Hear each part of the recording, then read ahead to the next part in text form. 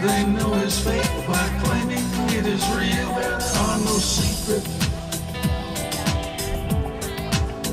There are no secrets. All right, everybody, head down here in this corner. We've got the lovely Reverend Annie ready to lead us off and head down the street for the march. So everybody line up behind Reverend Annie after she poses for photos.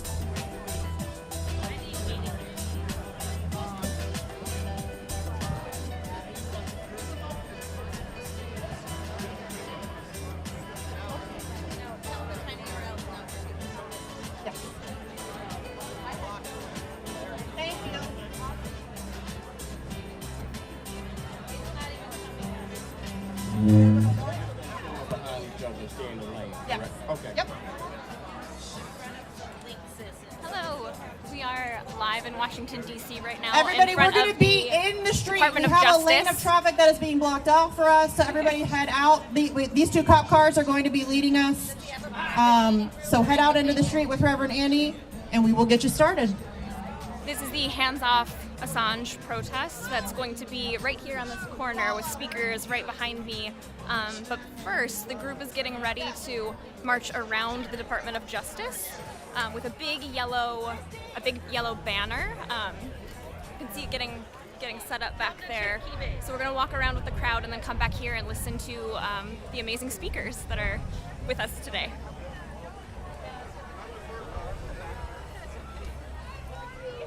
This is such a drag.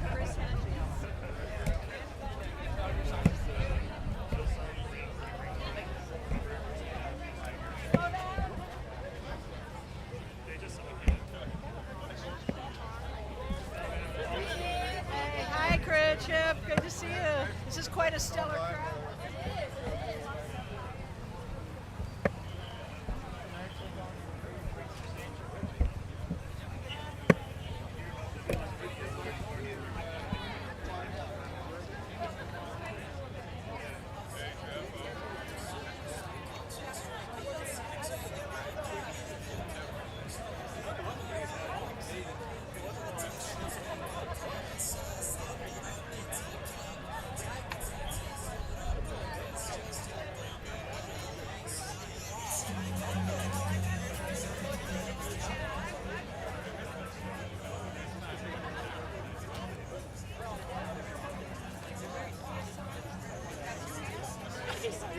Yeah, of course. I see you everywhere.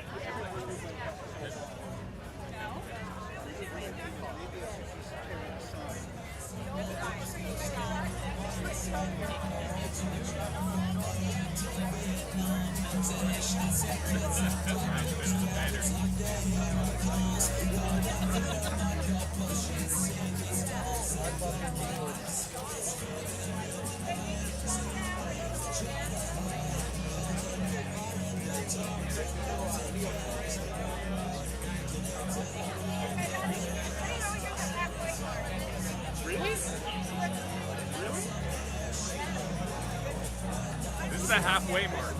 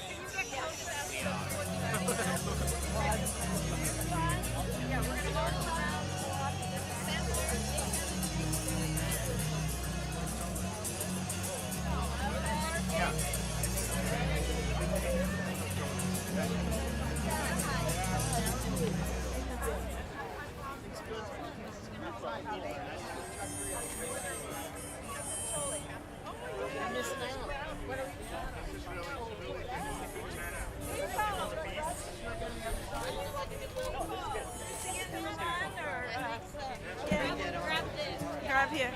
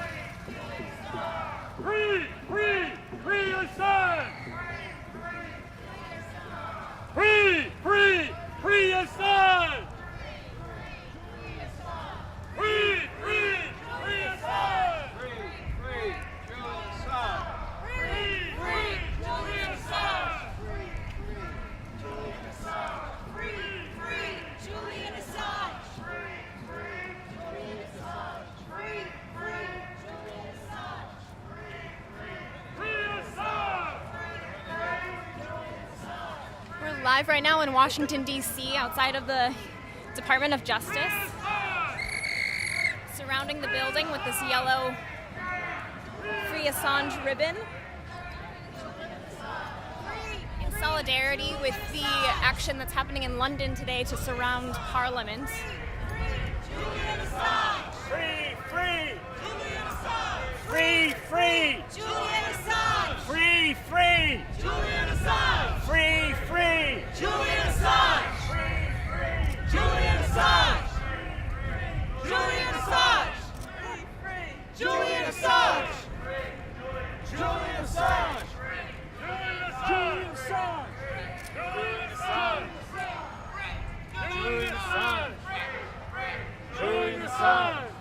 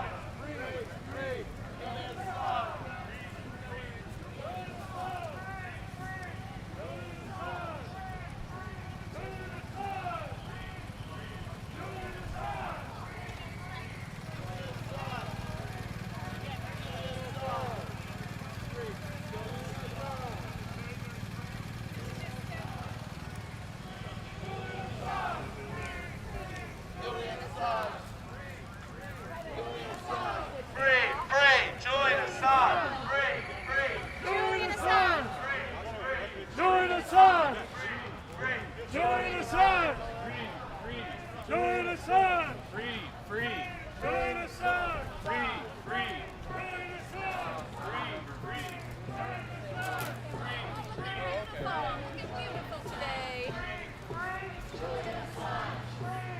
Julian Assange!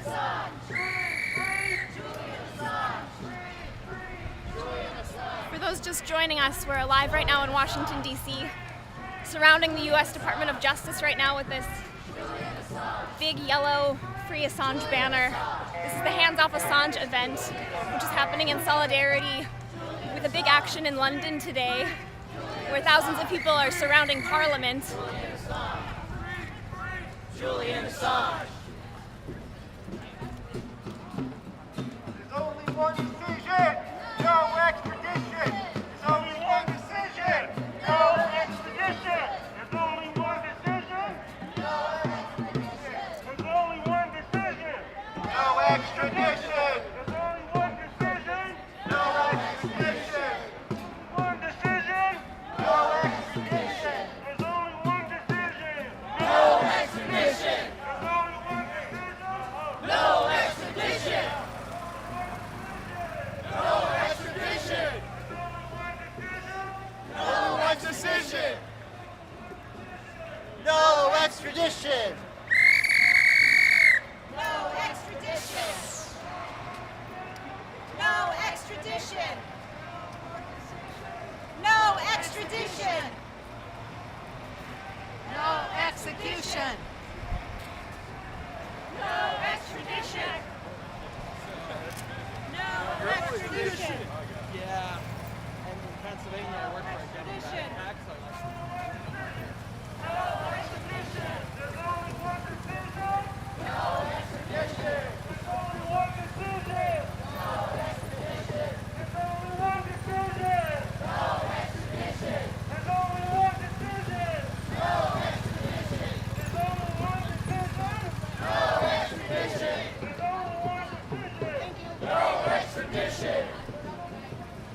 No extradition! There's only one decision! No extradition! No extradition! Yeah, they all came out of the building. No extradition! Decision! No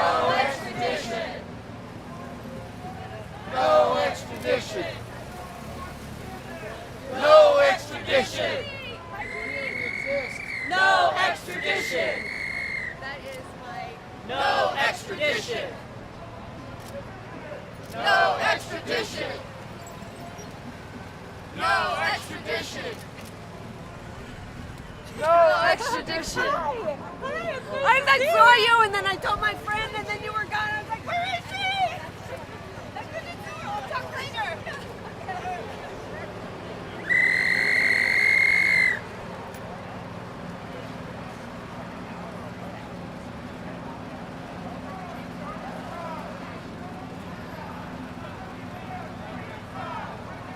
Now! Free Assange! Now! Free Assange! When do we want it? Now! What do we want? Free Assange! When do we want it? Now! What do we want? Free Assange! We want it now! What do we want? Free Assange! We want it now! Free Assange!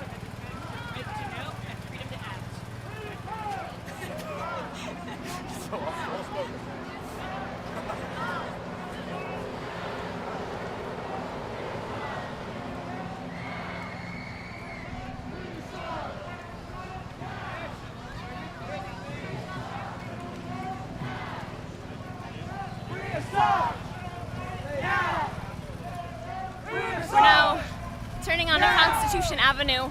We're about halfway around the building. When the march gets back to the corner where we started, there's going to be a bunch of wonderful speakers. You probably recognize some of the people here holding the banner.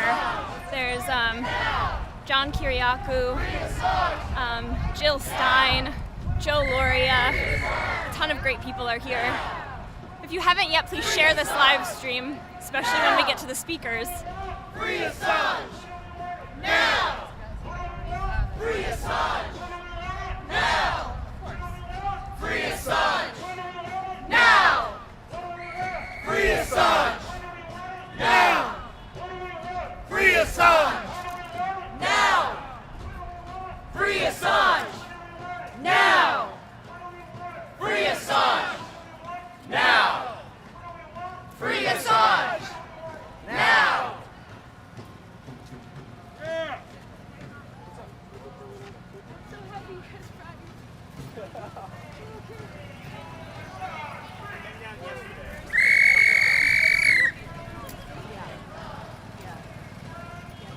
I lived down here for a while.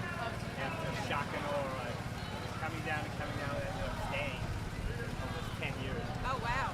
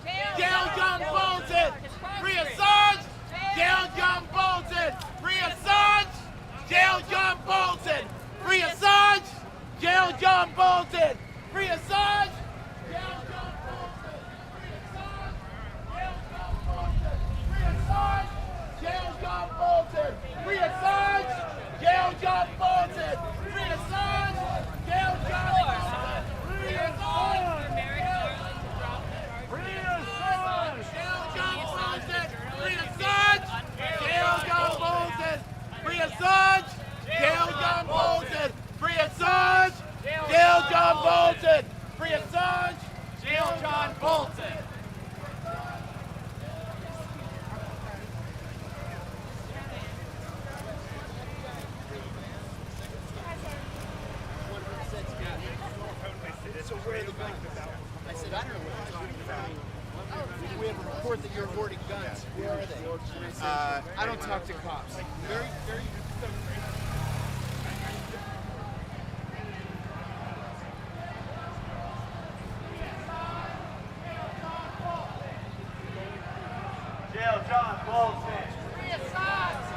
John Bolton!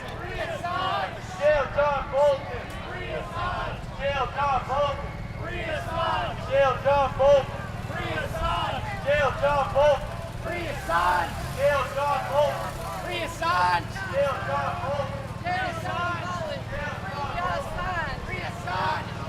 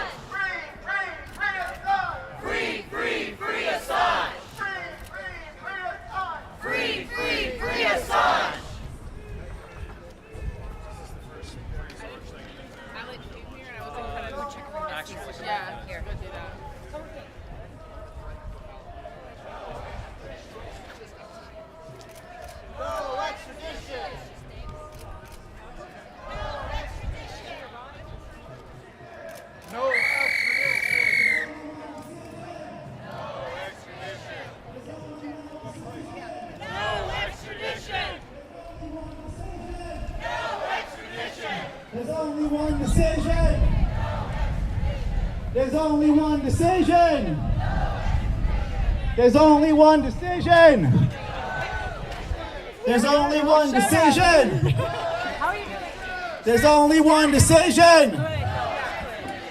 There's only one decision. There's only one decision. There's only one decision. There's only one decision. So you're like, oh, I'm sorry. No, you'll be. There's only one decision. Gotta move up. Is that okay? There's only one decision. Okay, so you'll be after Reverend Annie Chambers. There's only one decision. Free, free, Julian Assange. Free, free, Julian Assange. Free, free, Julian Assange. Julian Assange. Julian Assange. Free, free. Free, free. Free, free. Free, free. Free, free. Free, free. Free, free. Free, free. Free, free. Free, free. What do we want? When do we want it? What do we want? When do we want it? What do we want? When do we want it? What do we need? When do we need him? What do we need? When do we need him? What do we need? When do we need him? What do we need? When do we need him? What do we need? When do we need him? What do we need? When do we need him? What do we need? When do we need him? What does the planet need? When do we need him? What does the planet need? When do we need him? What do we need? When do we need him? What do we need? When do we need him? What do we need? When do we need him? What do we want? What do we want? I tricked you there. What do we want? When do we want it? What do we want? When do we want it? What do we want? When do we want it? What do we want? What do we want? What do we want? What do we want?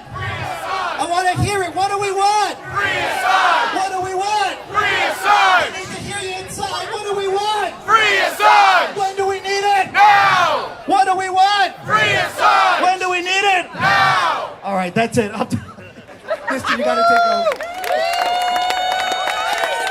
Ian Schleckman, my good friend. And I don't know where the other guy went that had a megaphone. I didn't catch your name, but you kicked ass too, so thank you wherever you went. Comrade who? Ellie, Comrade Ellie from PPA. Thank you, my friend. That was amazing. Ian and Ellie led us around the block with Reverend Annie Chambers leading the charge. So thank you guys for doing that. That was amazing. Do I need this?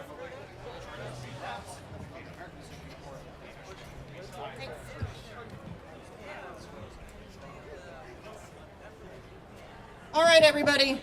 That was amazing. I'm not going to lie, I got a little emotional. For those of you that don't know me, I'm Misty Winston. I'm an organizer and activist with Action for Assange. We've been around for, I don't know, too long. When we started, we thought maybe we'll be doing this for 6 months, and here we are like 4 years later.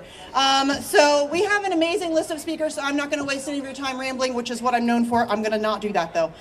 So leading us off really needs no introduction. Her name is Dr. Jill Stein. She is, yes, give it up for Dr. Jill Stein. She is an American physician and activist. She was the Green Party's nominee for President of the United States in 2012 and 2016, and I voted for her both times. And she is also a member of the amazing group Doctors for Assange, so she is representing them as well today. So once again, please give it up and welcome Dr. Jill Stein.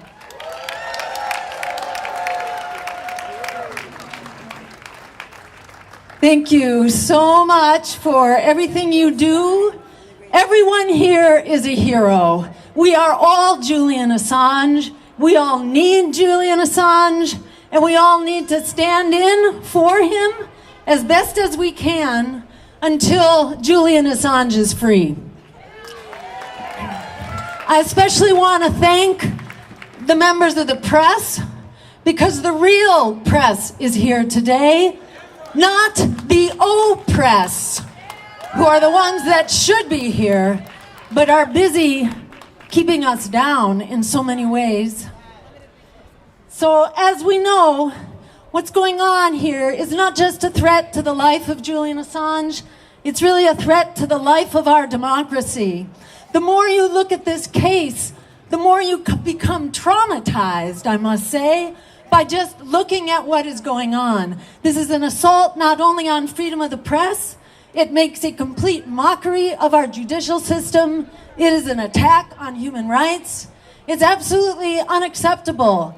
What we are watching here really is a microcosm of the crisis of our democracy.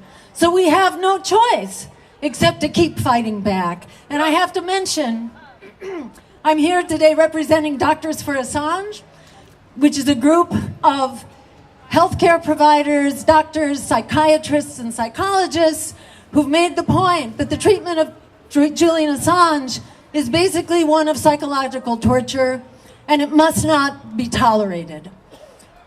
So, what we really need right now is watchdog journalism. We've had enough of lapdog journalism, which is what we've got today.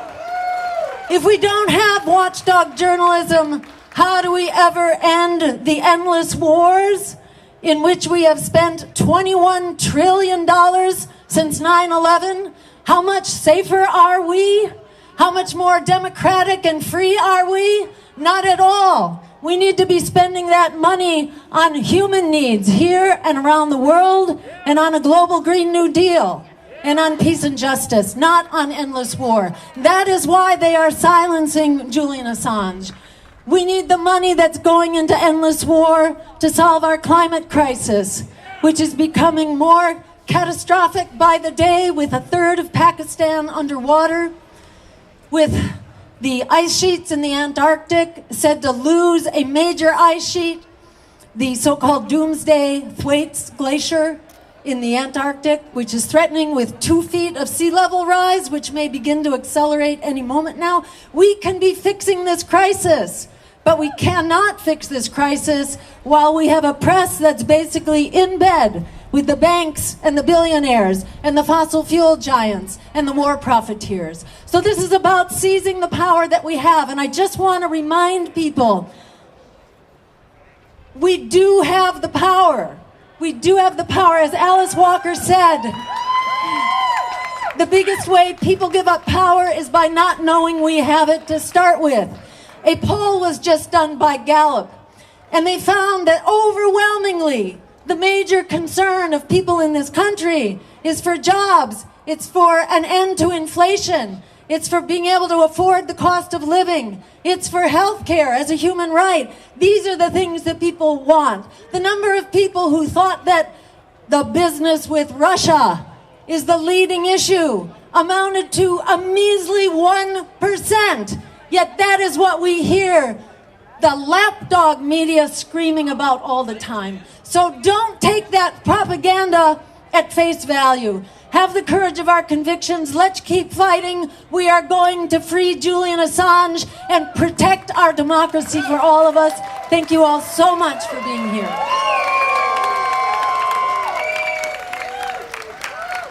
Wow, let's hear it for Jill Stein. Woo!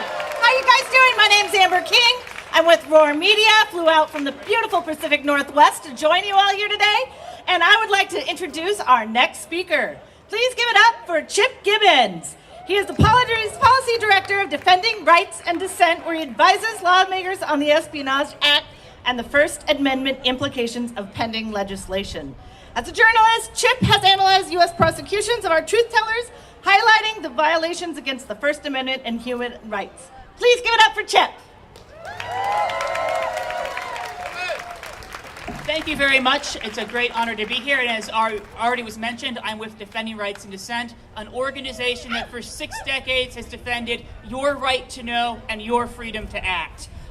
It is so great to see so many of you here today. This is an extremely heartening crowd. It is inspiring, but I want to take a minute at the beginning to remind us of some of the people who could not be here today, like Edward Snowden, who is in exile because he exposed how our government lied on or spied on us in violation of their own laws and lied about it. Like Daniel Hale, who right now is in a communications management unit for exposing the realities of drone warfare. Communication management units are draconian prisons reserved for terrorists. The drone program is terrorism, not whistleblowing.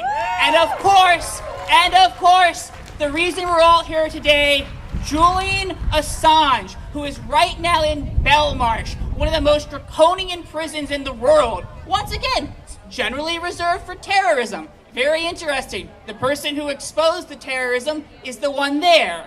For over 105 years, the Espionage Act has cast a shadow over our society. It may sound like a law that is aimed at spies and saboteurs, but it is a law that has censored, silenced, and chilled opposition to U.S. foreign policy, whistleblowing, and journalism. It was passed during World War I, and not a single German spy was prosecuted under it. Instead, thousands of Americans like Eugene Debs and Big Bill Haywood, who did not think we should be in a bloody and pointless European war that may have been extremely profitable to the war profiteers and the arm manufacturers and the captains of industry, but came at a heavy cost that was paid by the working class. Those people were in jail. Their prosecution so enraged the public, we had a movement like never before for freedom of speech that redefined free speech itself and turned the First Amendment from more than just words on a piece of paper. Unfortunately, in spite of those fantastic victories, 100 years later, we still have unfinished business with the Espionage Act. And I also want to be clear that there is clearly a through line between putting Eugene Debs in jail for saying, and this was the quote that landed him in jail, "If war be right, let the people decide," and persecuting Julian Assange, a journalist who believes that if wars can be started on lies, then peace can be brought by truth. Starting with Daniel Ellsberg, the Espionage Act took on a new purpose: silencing and prosecuting whistleblowers. And the national security state, from as soon as the Pentagon Papers were published, began salivating at the idea of putting away journalists under the Espionage Act. But for decades, that was considered a bridge too far, even by CIA directors and other people who were all willing to use it against whistleblowers. That is until Julian Assange became the first person ever indicted under the Espionage Act for the publishing of truthful information. And we want to make sure he's the last person indicted for publishing truthful information, and that he never stands trial in this country, because if they bring Julian here, it will not just be Assange on trial in the Eastern District, it will be our First Amendment in the docket as well. So we have to make sure the U.S. government never gets its hands on Julian, and that we amend the Espionage Act so that it can no longer be used to incarcerate, jail, and intimidate those of us who oppose the policies of war and empire. Thank you very much.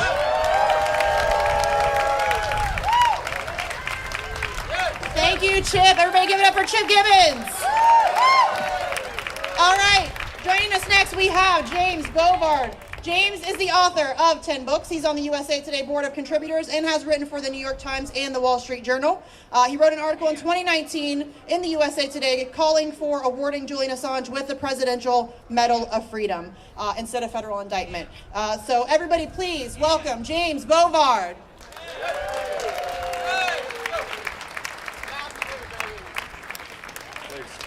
Hey, I want to start by thanking Misty Winston for doing a great job of organizing this protest. She is really, really good.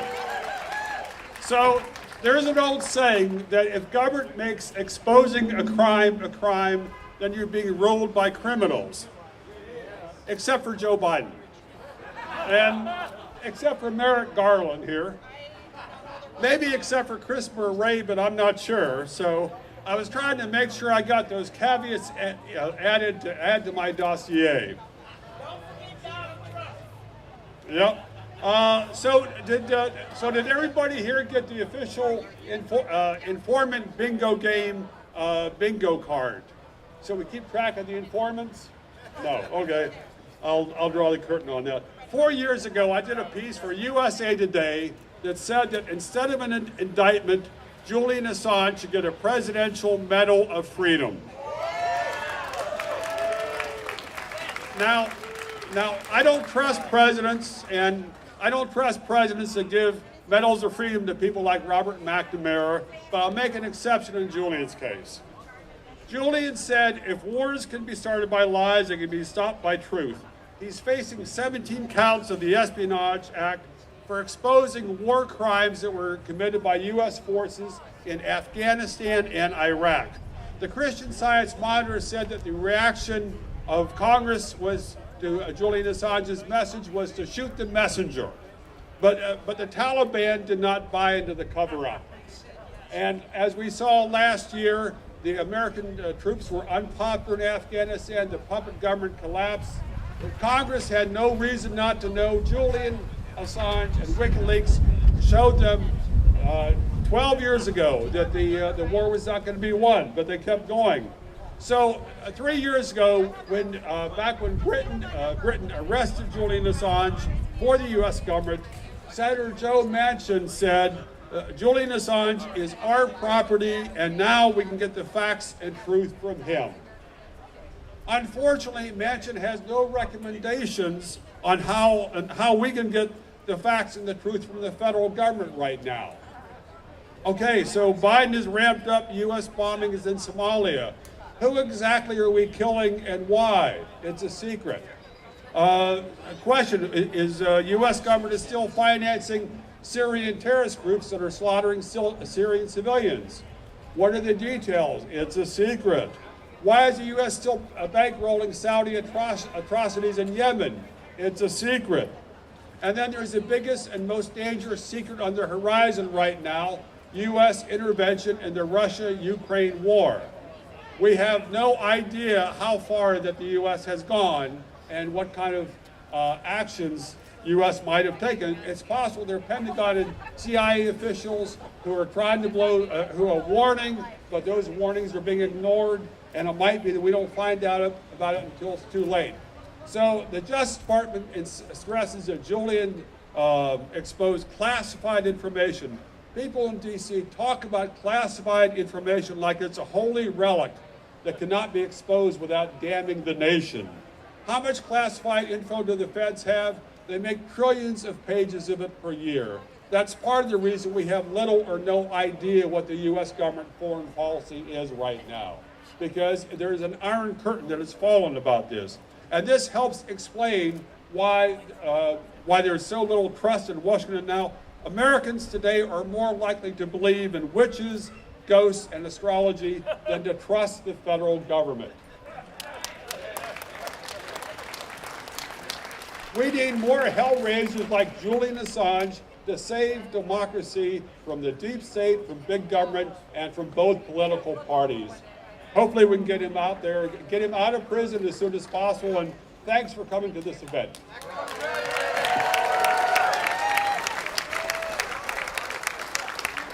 Thank you, Mr. Bovard. All right. Next, we know him as a political analyst and a progressive radio talk show host. Garland Nixon has served on the board of the ACLU National Board and appeared on multiple TV and radio programs, and my favorite one to watch on Rockfin. Please welcome Garland Nixon. Hello, hello. And a special hello to my favorite person who's here, Medea Benjamin. Love Medea Benjamin. Yay, that's it for Medea. So, you know, I didn't really have a plan, but on the way over here, a friend of mine, I was talking to a friend of mine on the phone, and I was getting the, you know, why are you doing that? You know, the empire's too powerful, you're not going to get anywhere, blah, blah, blah. And I thought about this very short story. It's a good story. I made it up. So there's a guy at the dock. He's standing on the dock, and he's pushing against this aircraft carrier. And somebody walks up to him, and they're like, What are you doing that for? You're wasting your time. You will never move that aircraft carrier. And he says, well, it's a hobby. It's just what I do. I'm a pusher of aircraft carriers. I do it because I enjoy doing it. Whether it moves or not, I'm going to keep doing it. Here's my point, because a special hello also to the people, those who are in the national security, enforcement agencies who are here. You know who you are. I just want to say hi and thanks for helping build up the crowd a little bit. But my point is this. When it comes to this, don't get frustrated. That's what we have to be when it comes to activism. I wanted to be the person to say to everyone, you don't know if it's going to work, if it's not going to work. Don't be the angry activist. Enjoy your activism. Do it because it's who you are and it's what you do. As a black person, I always think back like to W.E.B. Du Bois, to people in 1900 and 1910 who had no chance that in their lifetime they would achieve what they wanted. But they did it because it was who they are. So to those in the national security state who are here trying to figure a way that they can turn down the volume on this thing, it's not going to happen. We're going to continue to do this. We're going to stand for Julian Assange because it's who we are, it's what we do, and we're not going to stop, and we're going to enjoy the fight. Thank you.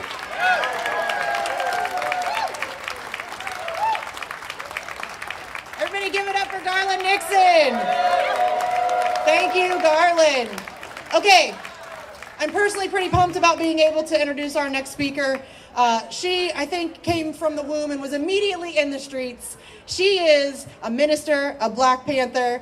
She was instrumental to the Poor People's Campaign and is well known for her work as a grassroots community activist for welfare, housing, and healthcare rights. Everybody, please give it up for the legend herself, Reverend Annie Chambers.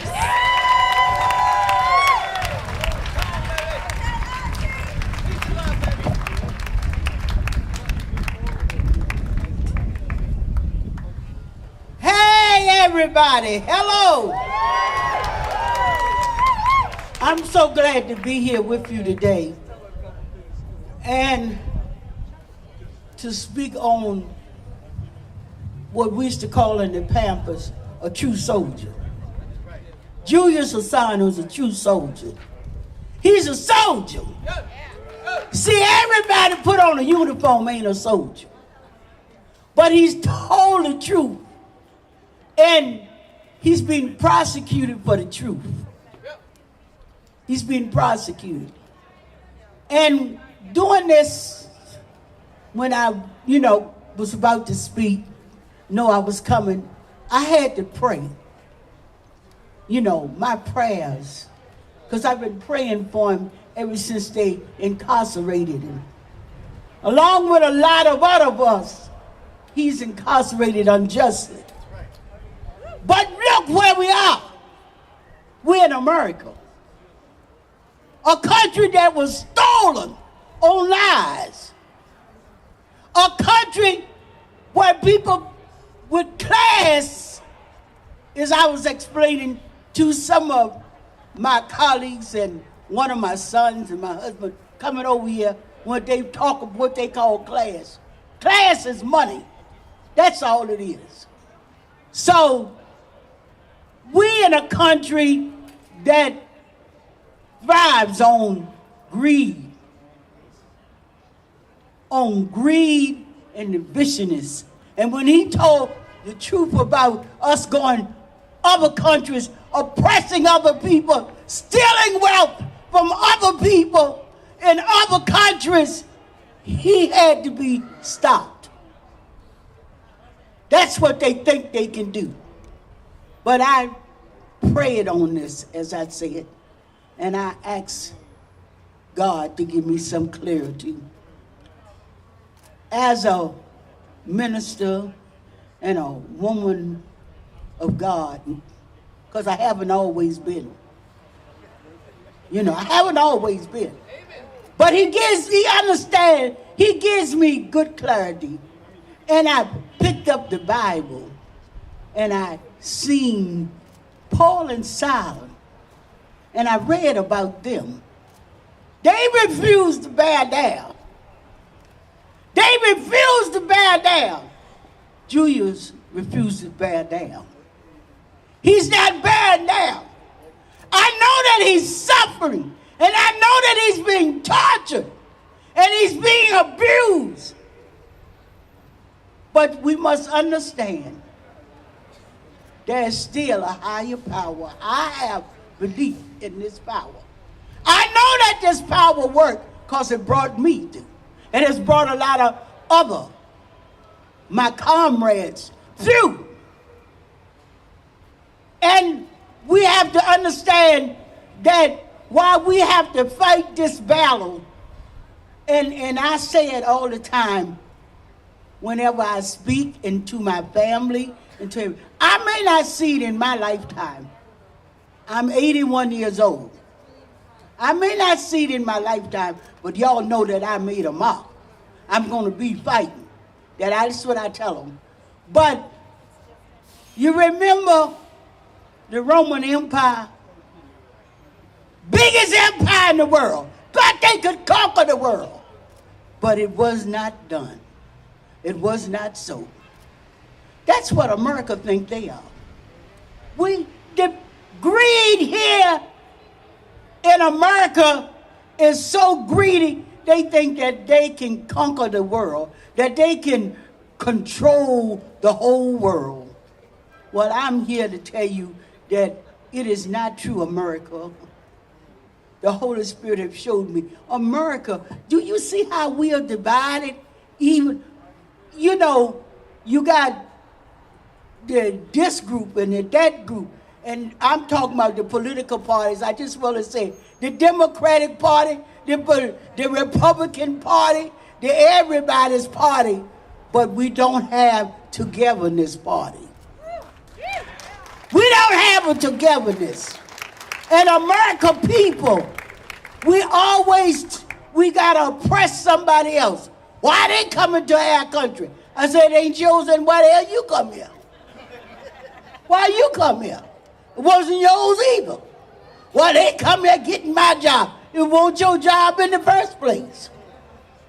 You understand? So we have to be able to fight against oppression in America and fight for change. That is my whole goal, is to fight for change and oppression in America. But I want Julius to know, I may not never get to meet him or see him, but I want him to know, if ever there's a message getting to him, that I pray for him every night, because that's my faith. That's my faith. That's my belief. I know that he's going to come out victorious. He's going to win. All we got to do is to keep him out of the hellhole worse than he's in, and that's America. Keep Julius out of America. When we do that, we got to fight here in America and say no oppression, no for none of us. But we got to fight for Julius Assange. And I want him to know, and his family, and all of y'all to know that every night I pray. Every day I wake up saying, Lord, please bless and keep him. We know that he's suffering. Because who stays in isolation that don't suffer? I got some Black Panther brothers and sisters can tell you about how they stayed in isolation and the abuse that they did to us while we was in prison. So just imagine that 10 times over for him. But keep him out of America. I said to you today, not today, not tomorrow, not ever, they should be able to put his feet on this hellhole of a soil called America. God bless you.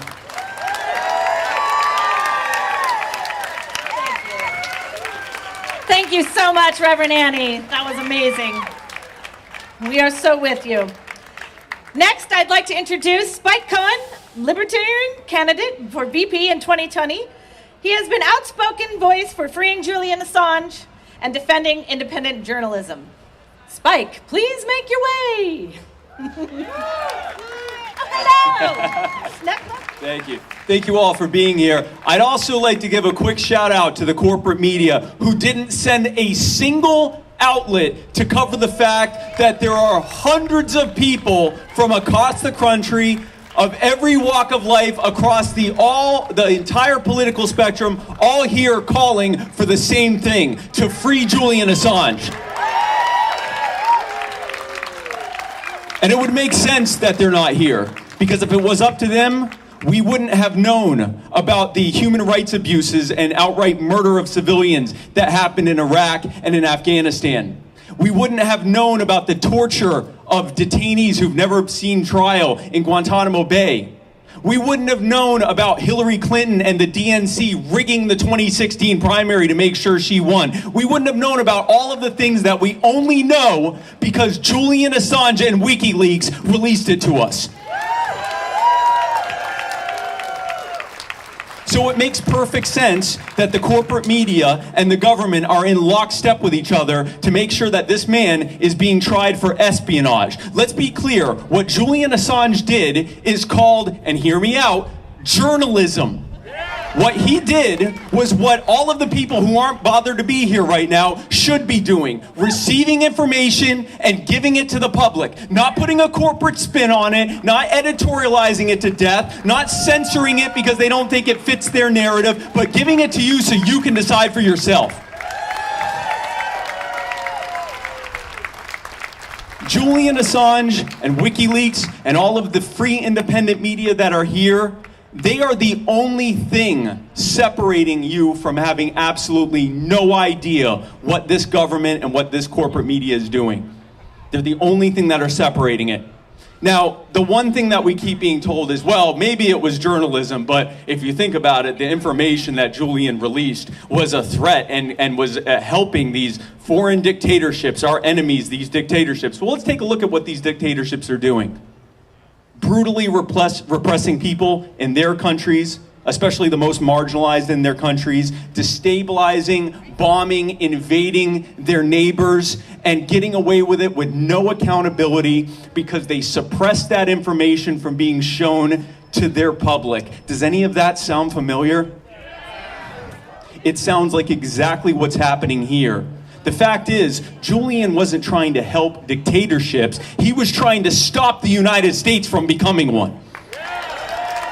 And that's why they want him in jail. And that is why it is crucial that we continue to fight to set Julian free. As our numbers grow, as our voices grow louder, we will continue to fight to free Julian Assange until it happens. And if these monsters won't do it, then we'll vote to replace them with people who will. What do we want?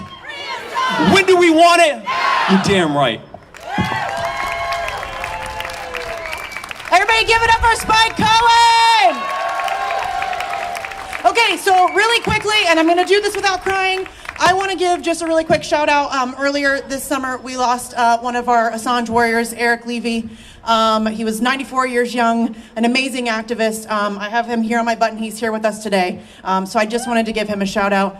He was the best of us. So just wanted to bring that up really quick, and I did it without crying. Okay, coming up next, we have one of my favorite independent journalists, Dan Cohen. He's a journalist with Mint Press News and a filmmaker. And his latest film is Another Vision, which is a film about the inside of Haiti's uprising. So everybody, please give it up for Dan Cohen. Thank you, Misty. I want to give a huge round of applause to all the organizers who put this incredible event together and everybody who came out to stand for Assange today. I want to know, raise your hand if you are a reporter for the New York Times or the Washington Post or the Guardian. Are there any of you out there? No, there's not a single, I don't see any hands. One guy's raising his hand, but I think that's just so he can take a picture. But no, what does that say? That if you are a journalist, you're a reporter, and you are not here defending freedom of speech, defending your ability to speak the truth, it means you're not a journalist. You are a propagandist.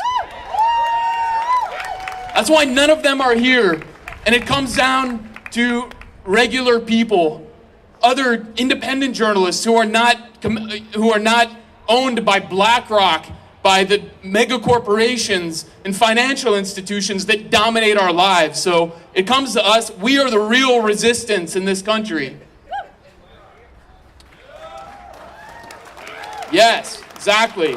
We need to make our voices heard here in the belly of the beast. I mean, think about the importance of Julian Assange, the importance of WikiLeaks in this moment as we are on the precipice of, as Joe Biden said, Armageddon. And what did Julian Assange say? What did Julian Assange say about war? That every war begins with a lie. And so truth can bring peace. And so let's imagine if we had Cablegate, the massive trove of diplomatic cables that were leaked by WikiLeaks, if we had that right now, what would we know about, let's say, the assassination of Daria Dugina, and the U.S. role in that? The U.S. says, oh, we don't know anything about that. We don't know anything about that. But you can imagine what's being said in classified documents. What would we know? What would those documents reveal about the bombing of the Crimea Bridge overnight? That the U.S. doesn't know anything about it. Just the SBU, the Ukrainian intelligence services, are essentially an extension of the CIA, but we don't know anything about it.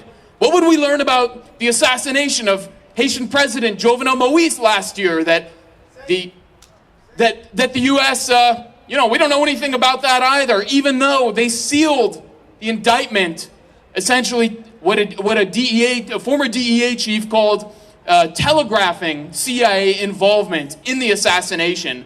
So the reason they're punishing Julian Assange is not because of what he did as one person. It's because he represents the truth that he and WikiLeaks bring to the people, represents a threat to the most violent and dangerous empire in the history of the world.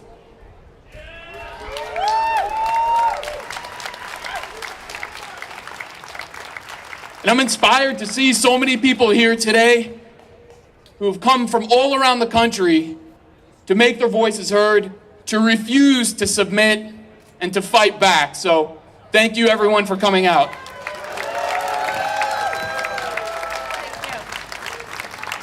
Give it up for Dan Cohen, and go check out his movies too. Next, I'm going to introduce Bettany DuPont. Please make your way to the podium. She is the author and director of Haiti Liberté, the largest Haitian weekly that is published. We are very welcome to have you.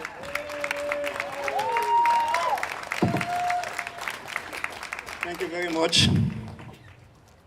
It's an honor to be here today to participate to this great demonstration. Haiti need Assange. The workers in Haiti need Assange. Today, the U.S. imperialism is planning to intervene again in Haiti. Right?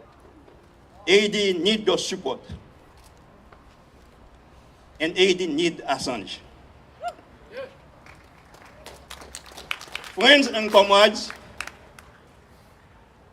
in 2011, WikiLeaks provided Haiti Liberté newspaper with 2,000 pages of classified diplomatic cables, which allow our team to write dozens of articles over the past 11 years about Washington machination in Haiti.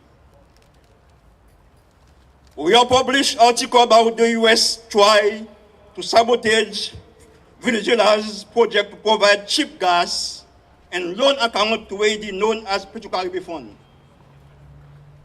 How it fought effort to raise Haiti minimum wage from $1.75 per day to $5 per day. How it unilaterally deployed U.S. troops into Haiti after January 2000 earthquake. How it integrated coup-making soldiers into Haiti police force. How it approved of deadly assault on Haitian shanty towns. And how it fought tooth and nail for 7 years to stop President Aristide return to Haiti after he was exiled in 2004. We have also used the secret U.S. Embassy cables to profile corrupt Asian politicians like Yoda Torchi and Woody Erivo, expose the Asian bourgeoisie attempts to turn the Asian police into a private militia, and reveal that the U.S. official saw the UN military occupation of brutal, polluting, and ineffective force.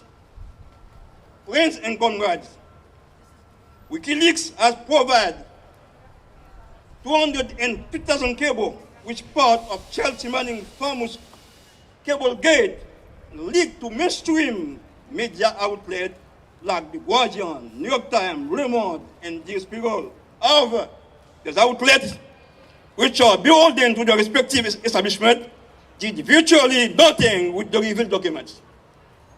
That is why Assange and WikiLeaks team undertook the difficult task of securely delivering the cable to Haiti Liberté in Haiti. Yet it's similar deliveries around the world.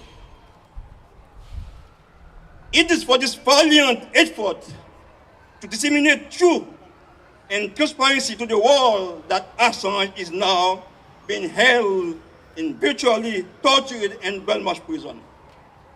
It is one of the greatest travesties of justice in our lifetime. The fate of press freedom is in our hands. Let us use all our force to demand work for the release of Assange from the clutches of the U.S. Anglo-Saxon Axis, which now all our atonement him in jail cell for the crime of simply publishing indisputable facts which the public needs to know. We at Haiti Liberté are proud to have been one of the WikiLeaks original partners in publishing the truth about Washington crime and mischief worldwide. In this way, WikiLeaks has played an historic role in contributing to Haiti's national liberation struggle, as they have done in other countries. Free Assange. Long live WikiLeaks. Thank you very much. Thank you, thank you, thank you. Beautiful speech. Okay, very excited. Coming up next, we have my dear friend Eliza Blue. Eliza is a human trafficking survivor and an advocate who works directly with survivors of human trafficking. She also collaborates with international organizations and governments, and she is always fabulous. Please, everybody, give it up for Eliza Blue.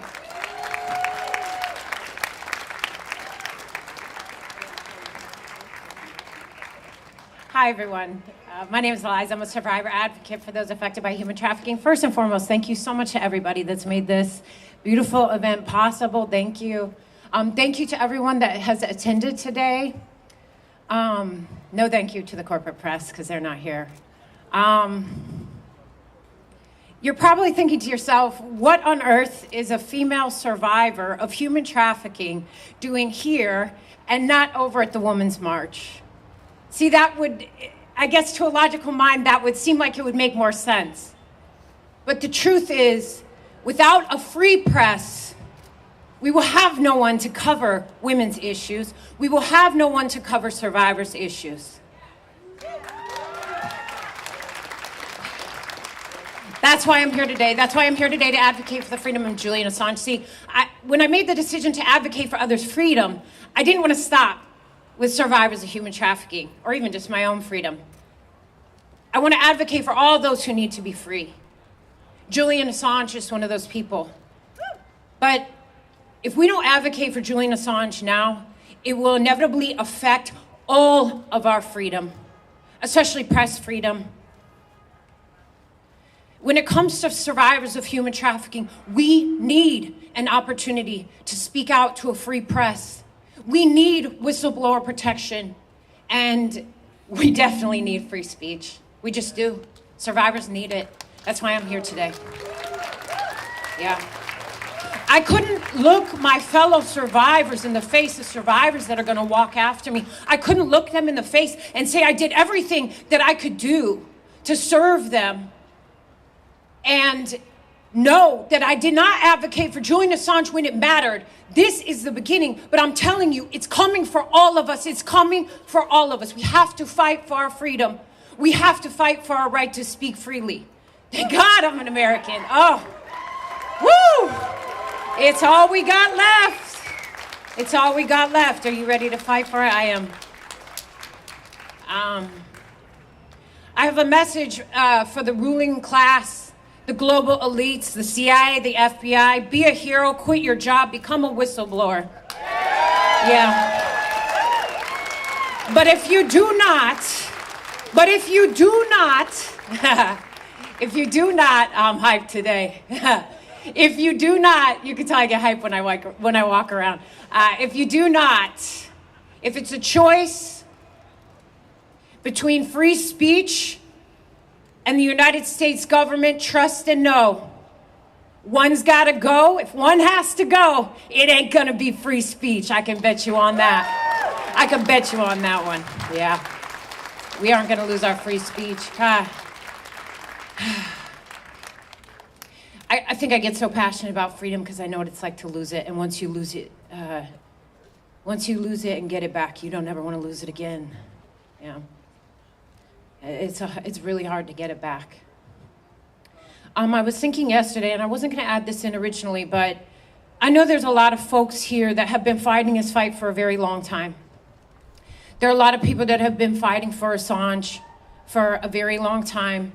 Anyone that's been keeping up with what's been going on, there's been things going on, worldwide today, which have been really incredible to watch. And I had a message for you. As a survivor advocate, the days get long. You grow weary, you get tired, you get worn out. It's stressful. It's like you feel like no one's listening. You feel like there's nothing you can do. You keep going, you keep going, you keep going. Every day you wake up, you're like, what the hell? I gotta keep fighting for this. I see the Assange people as the same way. Thank you. And then on top of all of it, you'll have like Karen 9730065 on Twitter tell you, oh, Julian Assange wasn't, he's not a journalist. Yeah, right. Keep going. Please keep going. Because not only are you fighting for Assange, you're fighting for yourself, you're fighting for me, and you're fighting for survivors of human trafficking, some of our world's most vulnerable who need to have a free press and free speech. Thank you so much for letting me come today. Thank you so much for letting me speak. And thank you all for being here so much. Thank you. Wow, thank you. Let's give it up for Eliza Blue, everybody. All right, next up we have Dave DeCamp. He is a news editor of antiwar.com and a freelance journalist based in Brooklyn, New York, focusing on U.S. foreign policy and war. Please welcome Dave DeCamp.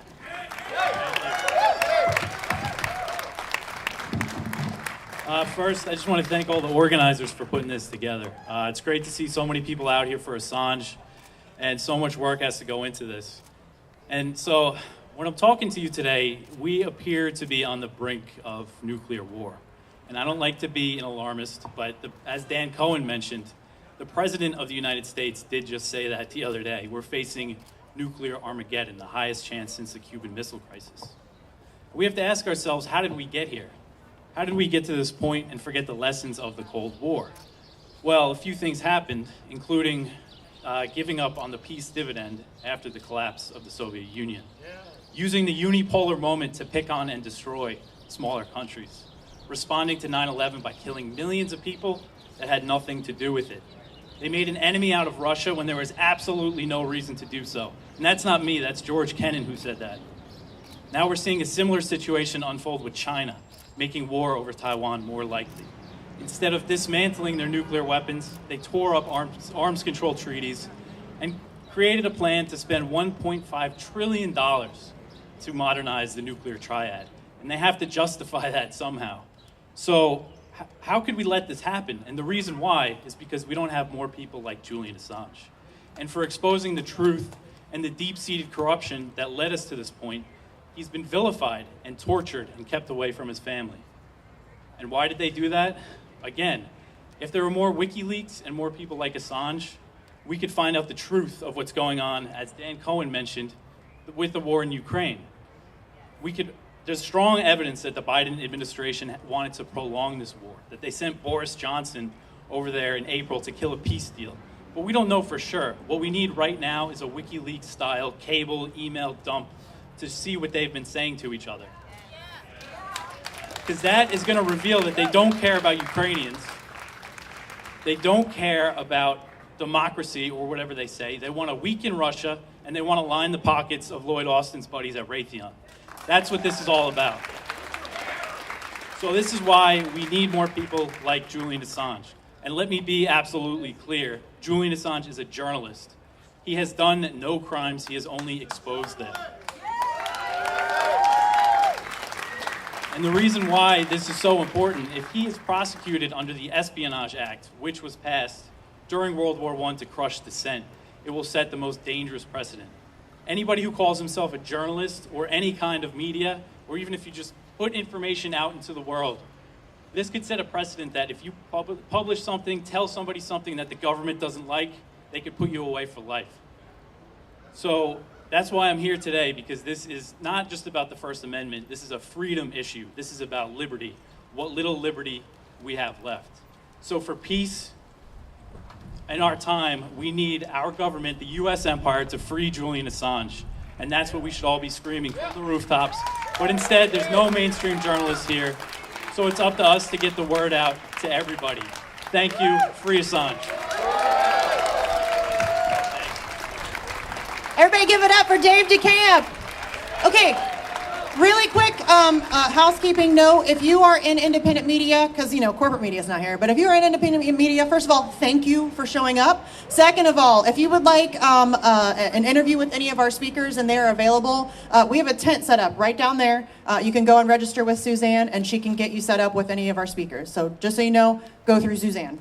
Okay, coming up next, we have Esther Evram.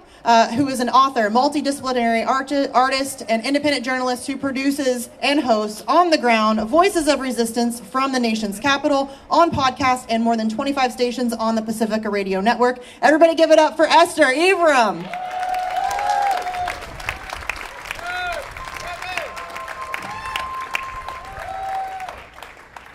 Everam. It's so good to be here today to stand up for a journalist and to stand up for Julian Assange. And I say that because so many people in corporate media will say Julian Assange is not a journalist.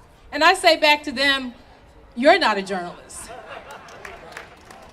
And so I want the Clintons, the Obamas, the Bushes, and Mike Pompeo to know that you may try to silence Julian Assange, but the thing about facts is that facts don't die. They don't die. They don't change. They don't become unfacts. They don't become untrue. Facts never become false.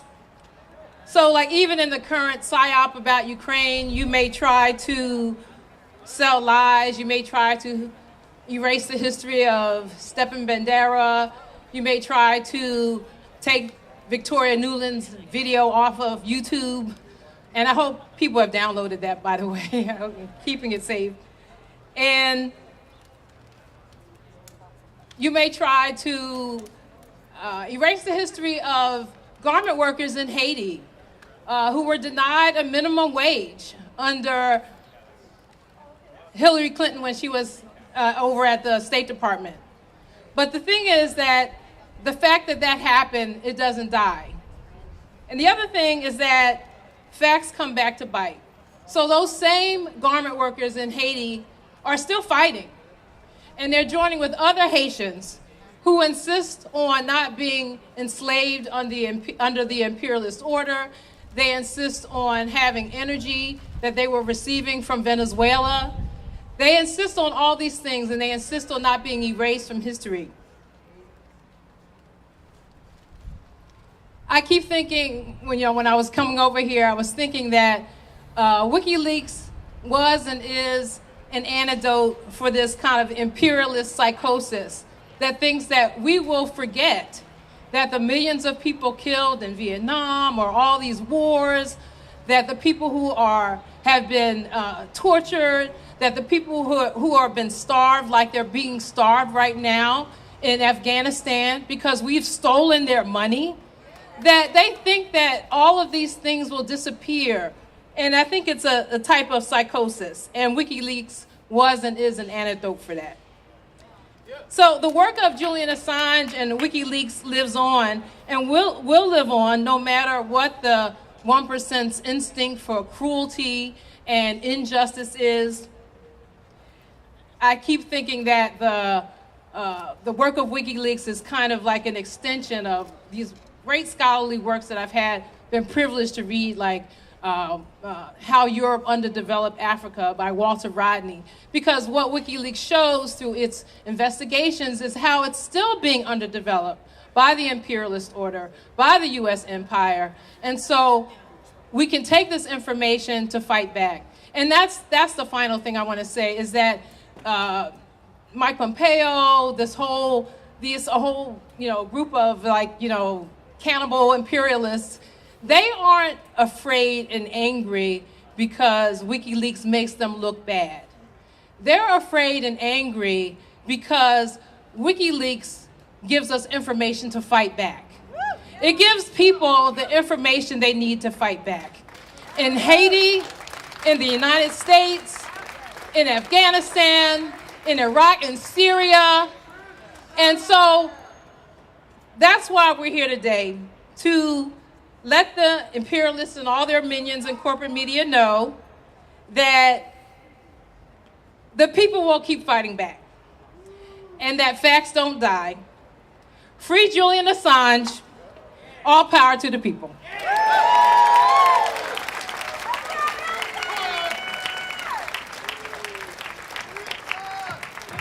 Free Assange, everybody. Thank you so much. Let's give it up for Esther Ivram.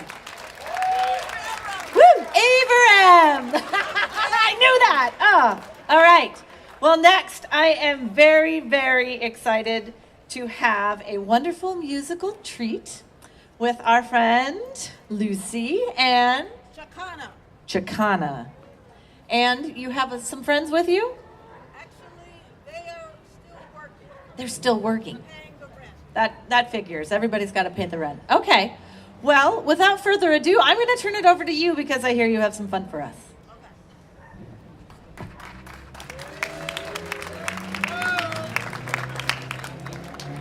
I invited my friend from Chile, Karen Andrea Morales Chacana, better known as Chacana with the Teatro de la Bolsa, to join me because 1973 in Chile was an eye-opener for me. I said, wow, these people will do the same thing to white people that they've been doing to black people in this country. And so we are members of the Black Workers Center Chorus.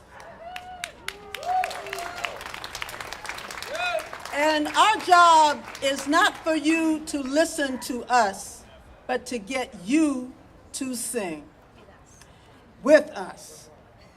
And we do it in at least English and Spanish. So can everybody say Libera? Libera. Assange. No nos moverán. Oh, y'all look good. Libera Assange, no nos moverán. Libera Assange, no nos moverán como un árbol firme, firme junto al río. No nos moverán. Freedom for Assange. Freedom for Assange, we shall not be moved. Freedom for Assange, we shall not be moved. Just like a tree that's planted by the water, we shall not be. Libera Assange, libera Assange, no nos moverán. Libera Assange, no nos moverán como un árbol firme, firme junto al río. no nos moverán. Peltier, libera, Peltier, no nos moverán. Libera, Peltier, no nos moverán como un árbol firme, firme junto al río. No nos moverán. Free Peltier, free Peltier, we shall not be moved. Free Peltier, we shall not be moved, just like a tree that's planted by the water. We shall not be moved. Libera Mumia, libera Mumia, no nos moverán. Libera Mumia, no nos moverán como un árbol firme, firme junto al río. No nos moverán. Free Assange, free Assange, we shall not be moved. Free Assange, we shall not be moved, just like a tree that's planted by the water. We shall not be moved. Just like a tree, just like a tree that's planted by the water. We shall not be moved. Thank you. Thank you so much. That was beautiful. Lucy's based here in DC, so I hope you all see her often. All right, next up, we have Sabrina Salvati. She is an activist, former educator, and host of the Savvy Sabs podcast, and co-host of the Revolutionary Blackout Network. Please give a warm welcome for Sabrina Salvati.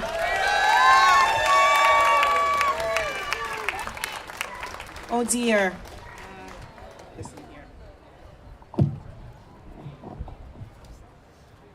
Greetings. I'm a little short here, but here we go. First and foremost, big shout out to Misty for putting this together. All the Assange activists as well. It's not every day I get to be in DC, but so excited to see all you guys. When I studied journalism in undergrad, my professors told me that journalism was about reporting the facts.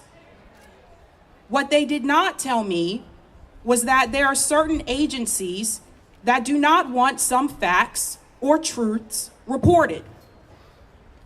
Sometimes that decision lies in the hands of an editor, a publisher, a platform, or the United States government. Julian Assange is currently imprisoned for reporting the facts, for revealing harsh truths about U.S. war crimes. He's being tortured for doing his job. Some government officials, like John Bolton,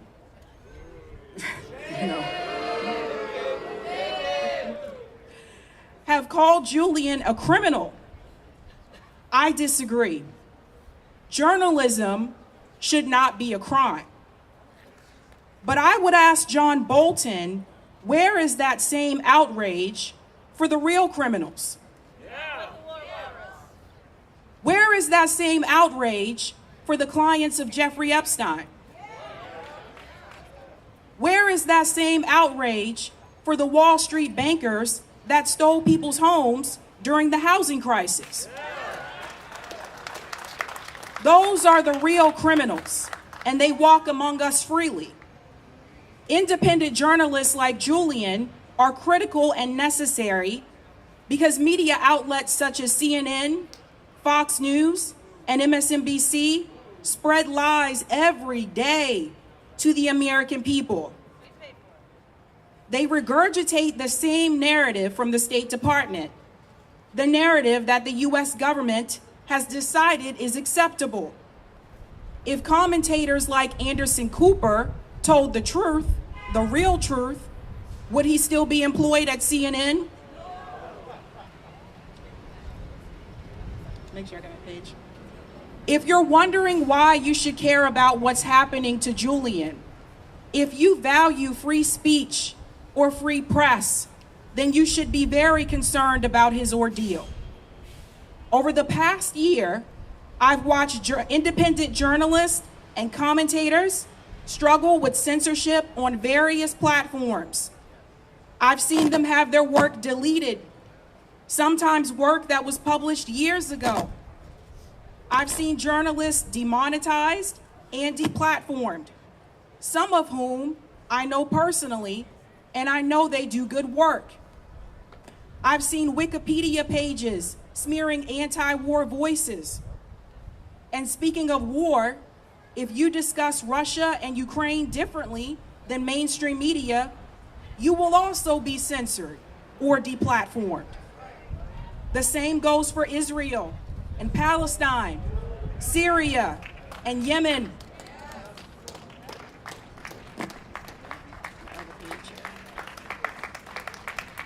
Censorship did not start with Julian Assange, and he is not alone. We must also mention voices like Daniel Hale and Mumia Jamal. But we must also ask our representatives in DC, where do they stand on this issue? In particular, the progressive members in Congress. With the exception of Ilhan Omar, where does the squad stand on Julian Assange and the issue of free speech? Why are they silent on this issue? If they're not willing to stand up for free speech, then they will vote accordingly. And we may not have independent media, the same media that gave them a platform when CNN would not. The same media that got them elected. So this time, it's Julian Assange. Next time, it could be someone else if we don't protect free speech. Next time, it could be you. Thank you.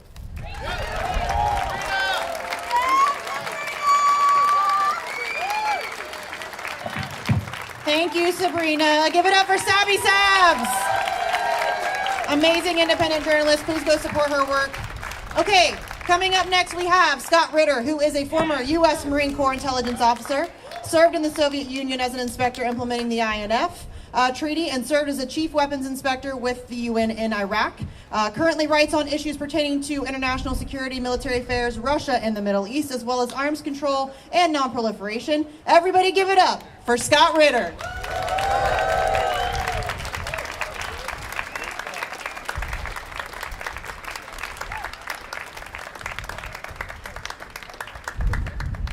Thank you very much. It's an honor and privilege to be out here today to speak with you. It's also an honor and privilege to stand here underneath the flag of the United States of America.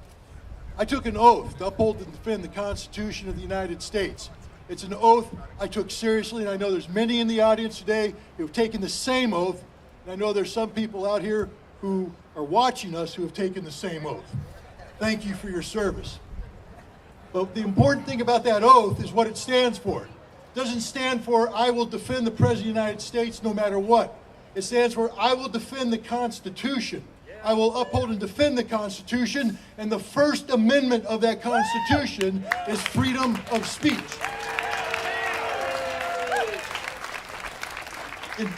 In June of 1971, lawyers from this building argued a case before the United States Supreme Court.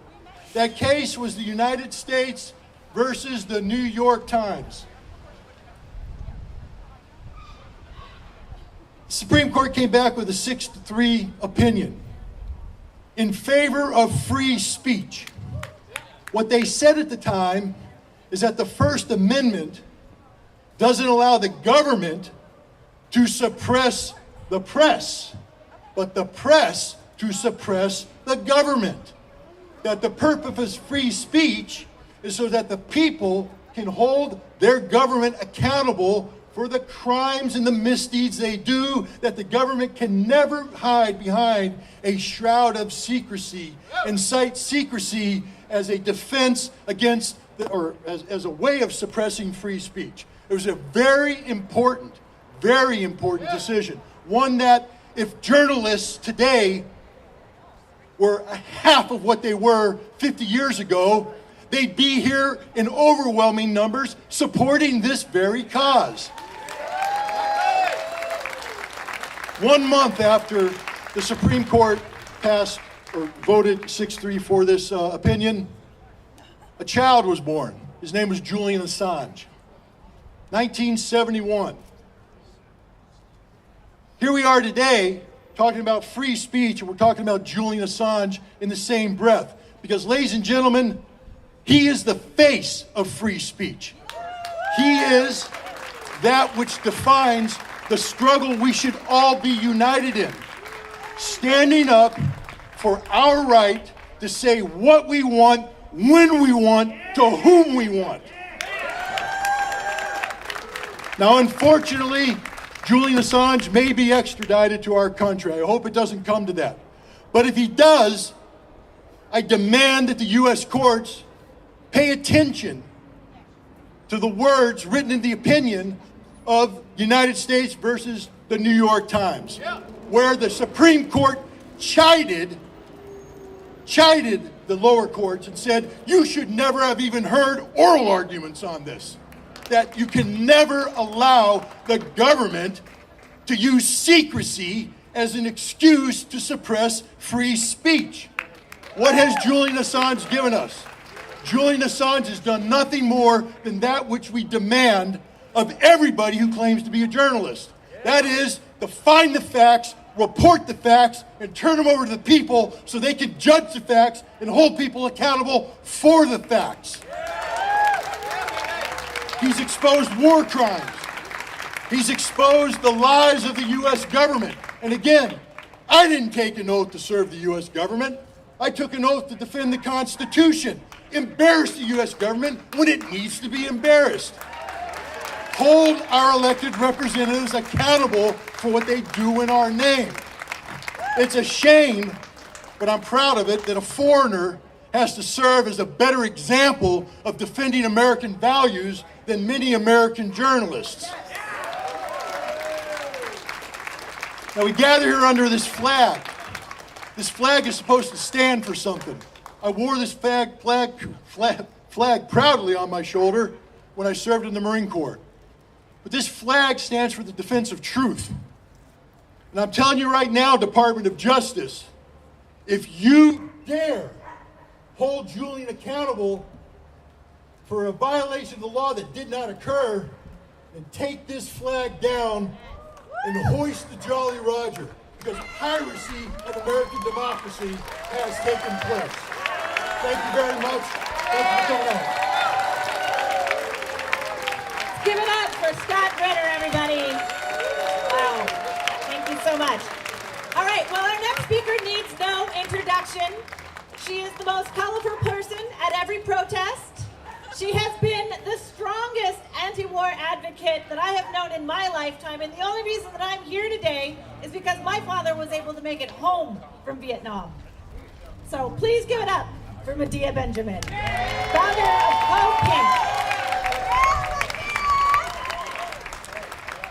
Well, it's a little bit cold out here, but it warms my heart to see all of you, because I've been to so many Julian Assange protests, and in a lot of them, there's just like 20 of us, right?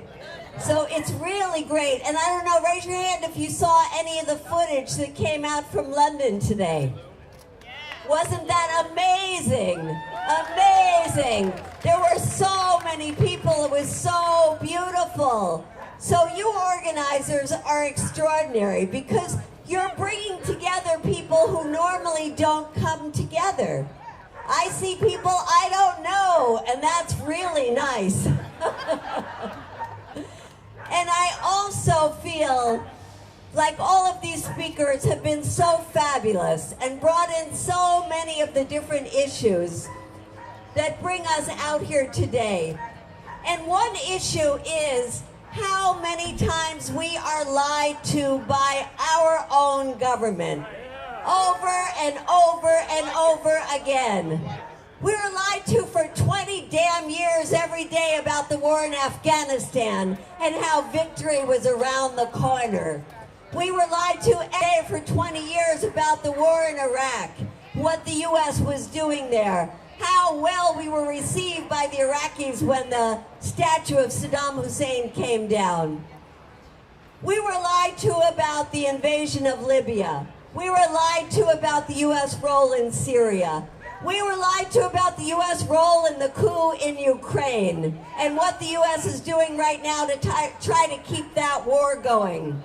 We are constantly lied to by our government.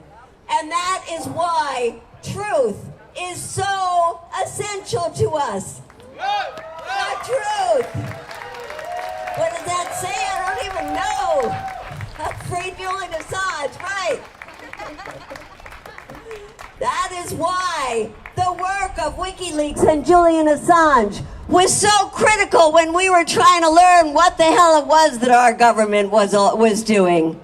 And one of the only ways we could find out was reading what WikiLeaks gave to us, those truths, so that we could do our job, like Tig was trying to do right there, which is to get up and protest, get up and shout, get up and say no to the warmongers who run our country, whether they're Democrats or Republicans. They're both war parties, and we sure are seeing it today. Yeah. So I just want to say thank you to the organizers, thank you for everyone here, and thank you to Julian Assange, and that we will keep working and keep fighting and keep building until Julian Assange is here with us as a free man. Thank you. Everybody give it up for Medea Benjamin. I love somebody who calls out a warmonger to their face, and she's known for that, so I love her. Okay, coming up next is somebody I hold dear in my heart, Randy Credico. Randy is a comedian, a radio host. He's the former director of the William Moses Kunstler Fund for Racial Justice. As an activist, he almost single-handedly saw the harsh Rockefeller drug laws dismantled and brought national attention to Tollia, Texas, the site of one of the worst miscarriages of justice in history. And thanks to his radio show, which just celebrated its 5-year anniversary in April, Live on the Fly, Assange Countdown to Freedom, the entire world has been given a comprehensive record on what is hailed as the political trial of the century. He's dedicated 175 shows in 6 years to Julian Assange. He's absolutely tireless. He's also been, there's a billboard truck right there. Randy has been in the streets of DC for the past 2 months, every single day with the billboard trucks. He is my friend. He is amazing. He is Randy Credico. Thank you. How about a big hand of applause for Misty and her crew for this wonderful gathering today. It really is nice. This is the biggest one. Chuck and I were here last August out in front, and there were only 3 people there. We said, August is a good time to do this, 3 days in a row. So we started the billboard truck August 8th. We've been doing it for 60 days. There are 2 of them out there now. Once in a while you can turn to the left and you will see these billboard trucks. And what I've learned, by the way, I am Randy and I'm an alcoholic. Oh, that's the wrong meeting. That's later on. 6 o'clock meeting, right. Over there, I'll be there. All right, DuPont Plaza. All right, we've been here for the last 2 months, and we're going to be going on for at least another month and a half, courtesy of Ben Cohen, who has just helped finance us going forward. And what I've learned, I was just talking to Chris Hedges, is that we've been on the streets, we've been talking to people for the last 2 months, is that this is going to be a very tough road to hoe going forward, because there's a lot of apathy and a lot of antipathy towards Julian Assange here in DC. So it's going to be difficult. We're up against a mammoth force out there. We got to continue being out there every single day. This is so important. People got to know how important this is. We have to be unified. We have to act as one and inform other people. We got to inform other people. Bill Kunstler, said May 10th, 1970, after the slaughter at Kent State. He said the biggest problem, the biggest mistake that the German people made was they just didn't understand the threat of the boots until the boots were at the front door. So we've got to know that this right here, this case here of Julian Assange, if he goes, what goes next? The Bill of Rights. The Bill of Rights goes. What goes next? What's left of this democracy, this fragile ersatz democracy, it's gone after that. And then the boots will be at our door. So we have to act together. I don't care, as Bill Kunstler said back then, if you're a weatherman or with the ACLU, we must all act together, focus, and continue fighting, organizing, get on the streets, because this is the fight of our life. We can do it. We can do it. It has been done before. Toussaint Louverture did it. Garibaldi with 1,000 men conquered or liberated Sicily and then Naples. We can do this if we stay together, organize, and act as one. So there are a lot of speakers. There's another 85 speakers. So the final speaker is slated at 7:30 tomorrow night. So don't miss it. No, we got some great speakers left. I want to thank you once again, the local people came down from New York for all of the work. Let's just keep moving forward. Thank you. Let's give it up for Randy Credigo, everybody. Woo! All right, it's getting crazy with the podium here. Okay, our next speaker needs also no introduction. He is the co-founder of your favorite ice cream, Ben & Jerry's. President of the People Power Initiatives, which helps runs the National Assange Defense Campaign in partnership with the Courage Foundation. Everybody, let's give it a warm two-scoop welcome for Mr. Ben Cohen.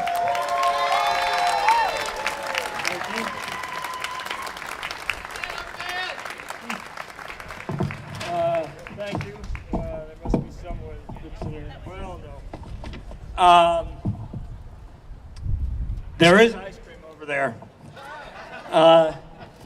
You know, when I met with Julian at the Ecuadorian embassy, what struck me was his intelligence, his compassion, and his belief in the power of truth as an antidote to being awash in a world of lies. As Julian said, if wars can be started by lies, peace can be started by truth. But now, according to the U.S. government, publishing the truth has become a crime. As the UN Raconteur on Torture has said, a murderous system is being created before our very eyes. They are literally killing the messenger. 3 years in solitary, and he hasn't been convicted of anything that he's been indicted for. Compare that with how they treat insurrectionists. Here's the thing. There's no democracy without freedom of the press, because it's only a free press that can hold government accountable. And there's no freedom of the press without a free Assange. Obama understood that and refused to indict him. Trump reversed that decision, and now Biden is following in Trump's footsteps. As long as Assange is under indictment for publishing the truth, freedom of the press is just some meaningless, highfalutin words. The truths he published revealed that the U.S. military lies to the people, the press, and the government. The U.S. government permits our military to commit war crimes, and the CIA lies to Congress. None of this can be denied because Assange published the actual source documents. Here's what Biden and the DOJ are really saying by prosecuting Assange. They say, if the U.S. government wants to lie, by God, we're going to lie. If we want to cover things up, we're going to cover them up. If we want to hide the truth, we're going to hide the truth. And we're not going to let some little pipsqueak publisher get in our way. We will smear his name, we will prosecute him, we will torture him. Let this be a lesson to any journalist, anywhere in the world, who dares to publish truths that we don't want people to know, regardless of whether you're a U.S. citizen or not. We will smite you down. We will use the full power and influence of the United States throughout the world to make your life a living hell. That's the truth. And here's another lie. Speaking on the occasion of World Press Freedom Day, President Biden proclaimed at least 360 people worldwide are currently imprisoned for their work in journalism. We all stand in solidarity with these journalists. For as Thomas Jefferson wrote in 1786, our liberty depends on the freedom of the press, and that cannot be limited without being lost. Biden failed to mention that one of those imprisoned journalists is Julian Assange.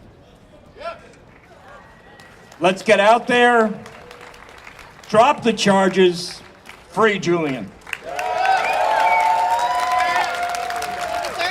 Everybody give it up for Ben Cohen. Hey, since he's right there, we already talked about the billboard truck with Randy, who's done an amazing job. James is in the truck right there. James is a small business owner here in D.C. He runs D.C. Billboard, mobile billboards. Give it up for James. We work with him every time we come to D.C., and he is fantastic. So shout out to James. And he's been stuck with Randy for 2 months. I mean, really. All right, coming up next, we have Marsha Coleman Adebayo, who won a historic lawsuit against the EPA, and she ushered in the No Fear bill through Congress, and the No Fear Act was signed into law. She's founder of the No Fear Coalition that fights for increased legislative protections for federal employees.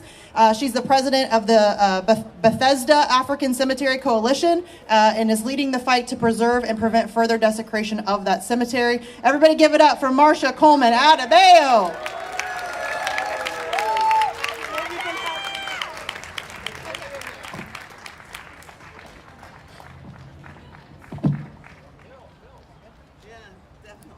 Power to the people. Power to the people. I bring you greetings from the Bethesda African Cemetery Coalition. On Thursday, just as FYI, we were actually at the Maryland Court of Special Appeals to stop the Housing Opportunities Commission from selling the bodies of African people to a private developer. The lawsuit that we brought before the court is exposing that Montgomery County was engaged in genocide for over 400 years, and in the last 6 years has actively engaged in deprived acts to destroy human remains and other criminal evidence of the genocide. We ask you to please, please pay attention to this issue. In the next couple of weeks, the Court of Appeal will rule on whether black bodies can be sold to private or public enterprises without the knowledge of the families or the court. In other words, the court is reconsidering the 1857 Supreme Court decision of Sanford versus Dred Scott.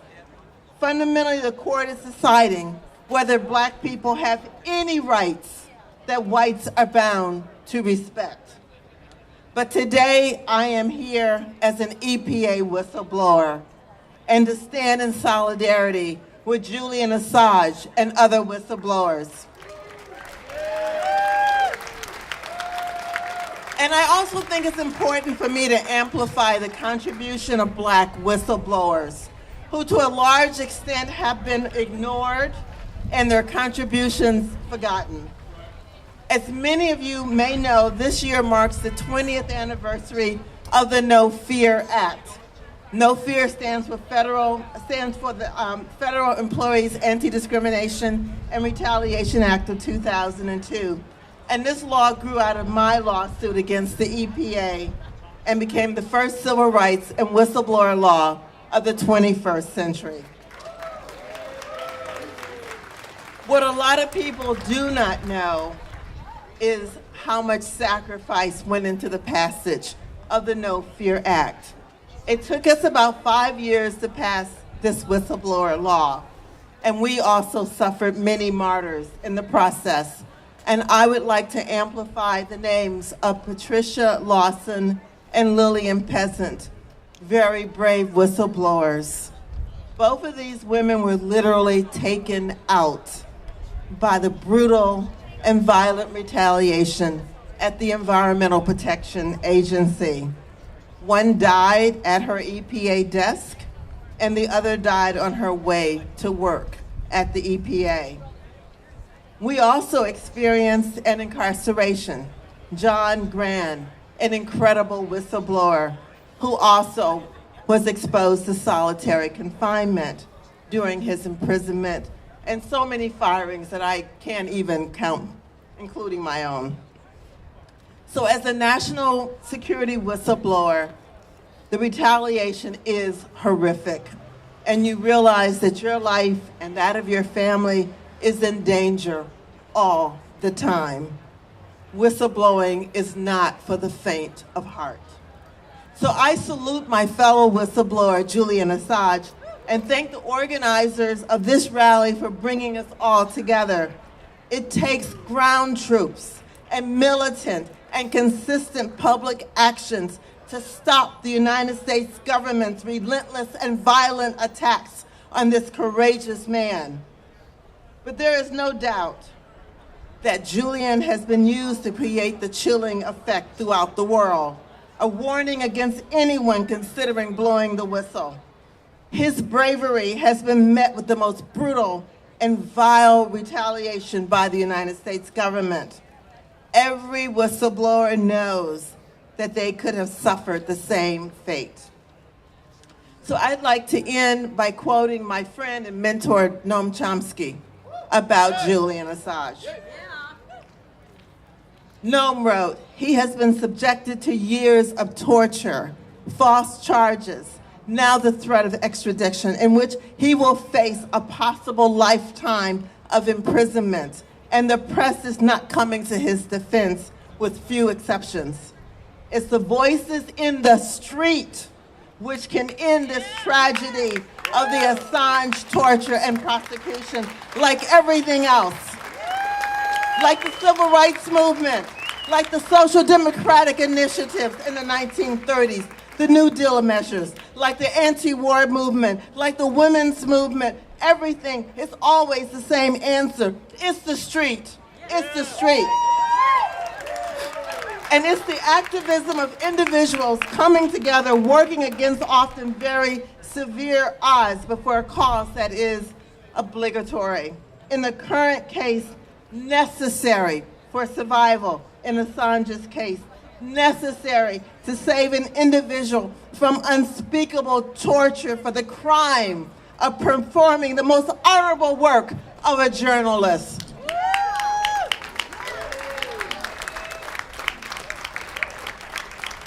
Free Julian Assange! Free Julian Assange! Free Julian Assange! Free Julian Assange! Ashe.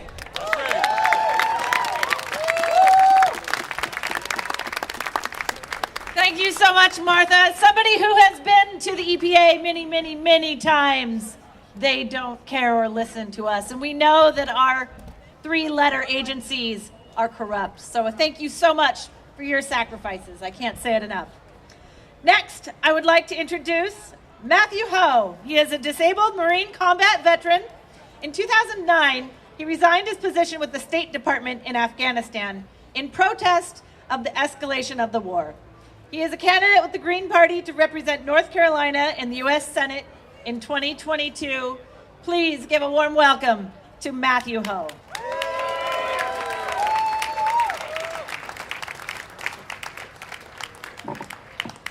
Thank you, and thank you for the organizers of this. Thank you for all of you who've come out here.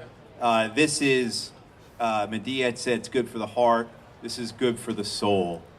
I would like to first start by asking if we take a moment for Julian, his family, and all those we have killed in war, who, if not for Julian and WikiLeaks, they would have been murdered without name or voice. So if we could take a moment, please, for them.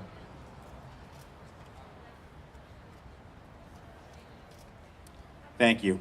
The first time I was asked to speak about Julian was when the Apache gunship murder video came out. It was myself and another veteran on television were asked to speak about that.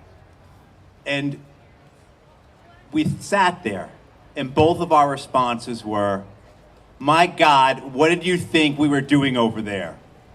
What Julian and WikiLeaks has done for millions of people who otherwise would have been killed without voice, without name, without dignity.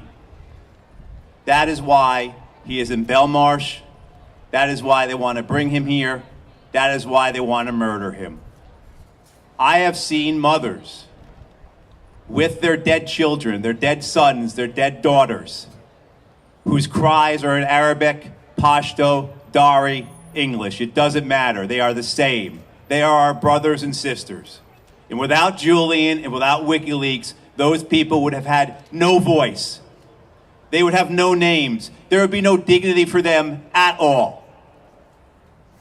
The murder that this country has committed over and over again in countless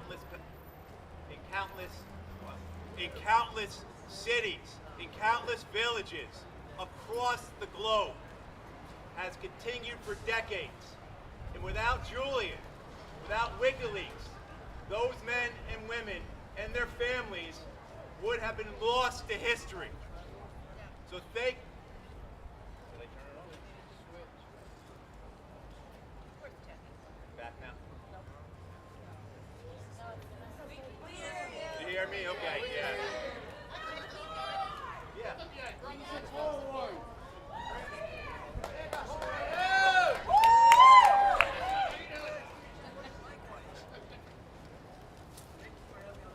What has occurred to those people in countless countries, unnamable cities and villages, millions who have been devastated, brought down, put into the dirt by the American war machine.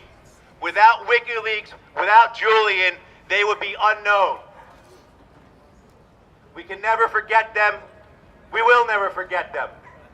We will never let that go, this murder go, without accountability. Just as everyone here today is not letting the prosecution and the persecution of Julian go. I want to thank everyone who is here. Thank everyone for what they're doing. This will not end. And if they dare bring Julian here to the United States, we will meet him and we will meet them and we will set him free. Free Julian Assange.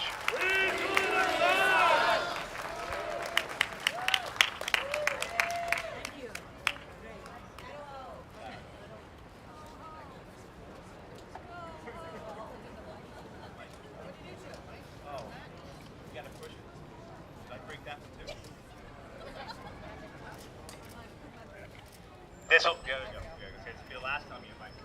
No, you're fine. It's probably me. I'm done. Okay, I'm used to this. This is my day. I'm used to a megaphone. Okay, so everybody give it up for Matthew Ho. All right, coming up next is another one of my favorite independent journalists. He's an author, a journalist, currently the editor-in-chief of Consortium News. If you know me, you know I'm really hard on media in terms of covering Julian Assange. Consortium News is like the only outlet who covers it enough. They do an amazing job. And he was a UN correspondent for the Wall Street Journal, the Boston Globe, the Sunday Times of London. Loria began his professional work as a 19-year-old stringer for the New York Times, and everybody give it up for Mr. Joe Loria.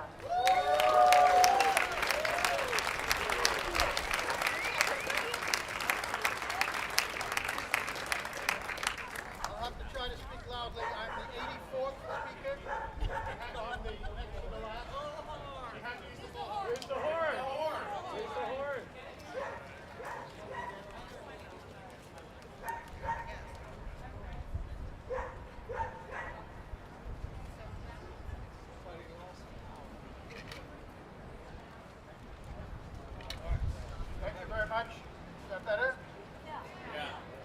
amazing scene to see that yellow ribbon going around this building. It was fabulous.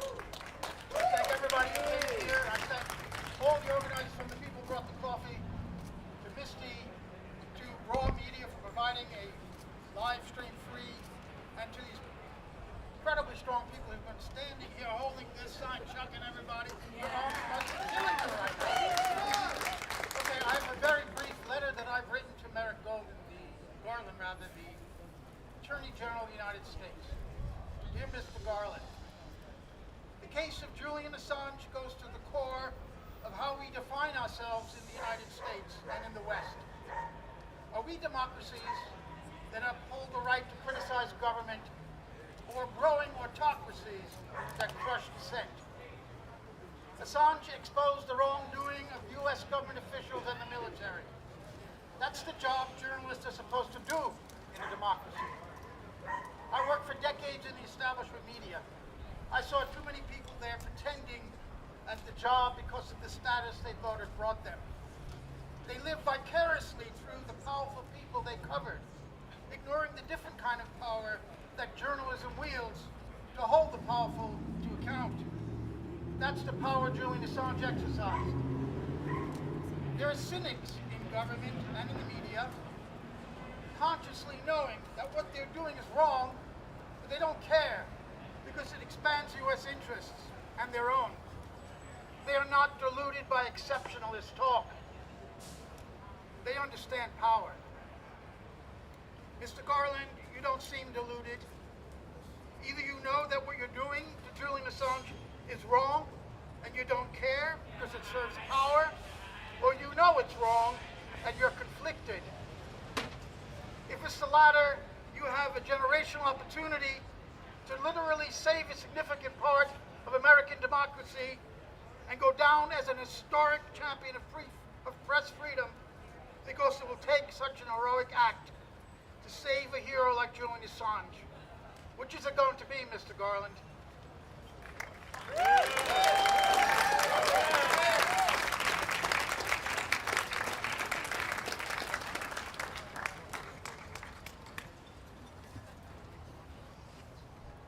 All right, how's everybody doing out there? You know, we are most comfortable with the microphone in our hands and being loud and in the streets. And so I hope all of you that are here today can get out more often, because a few of us is not enough. We need all of us in the streets. Yes. So I would like to introduce our next speaker, John Kiriakou. Yeah. Author, former intelligence officer. He has worked as an analyst and case officer with the CIA.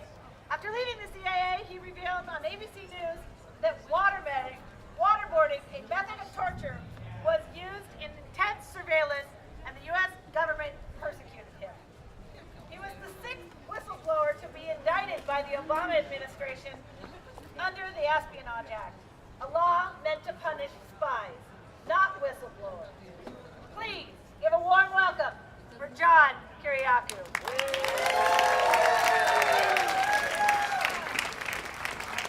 Thanks, everybody. Believe it or not, this is the first time in my life I've ever used a megaphone. 58 years. So, I was on my way over here today, and I was driving, I was on my way over here today, and I saw a sign that said, "Talking dog for sale, $20.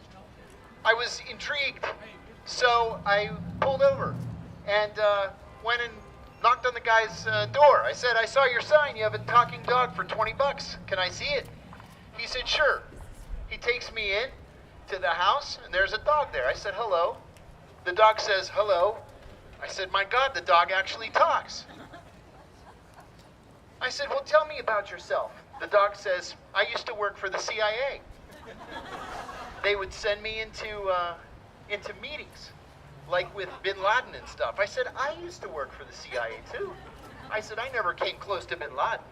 Tell me more." He said, "I would go into these meetings, Bin Laden, Putin, Kim Jong-un, and then I would go back to CIA and I would report. I would report what they told me." I said, "That's amazing. I got to buy this dog." I said to the guy, "I'd like to buy the dog." He says, well, it's $20. I said, well, why is it so cheap? And he says, that dog's a liar. He's never done any of that stuff. But this is a theme. Because everybody at the CIA is a liar. Everybody. The CIA told us that there was no torture program. That was a lie. The CIA told us that there was no archipelago of secret prisons all around the world. That was a lie.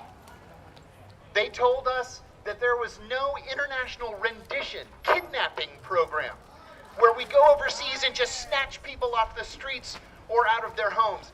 That was a lie. The CIA tells us today, in 2022, that they cannot even confirm the existence of a drone program. They're lying. Now, Mike Pompeo said on the campaign trail a couple of weeks ago that if and when Julian Assange is extradited to the Eastern District of Virginia, he will receive a fair trial. That's a lie. A fair trial is impossible for a bunch of reasons. Now, what Mike Pompeo didn't talk about is that he actively sought to murder Julian Assange, that he actively sought to kidnap Julian Assange and bring him surreptitiously back to the United States, probably to be killed. He didn't tell us that the CIA bugged the Ecuadorian embassy for audio and video so that they could spy on Julian Assange meeting with his attorneys and use the information against him in the United States. We can't believe anything that they say because they lie about everything. And they're clear about it. Again, Mike Pompeo was happy to go on TV and with a chuckle said, we lie, we steal, we cheat. Isn't it great to be an American? So it's up to us to be there for Julian Assange. God forbid that he is indeed extradited to the United States.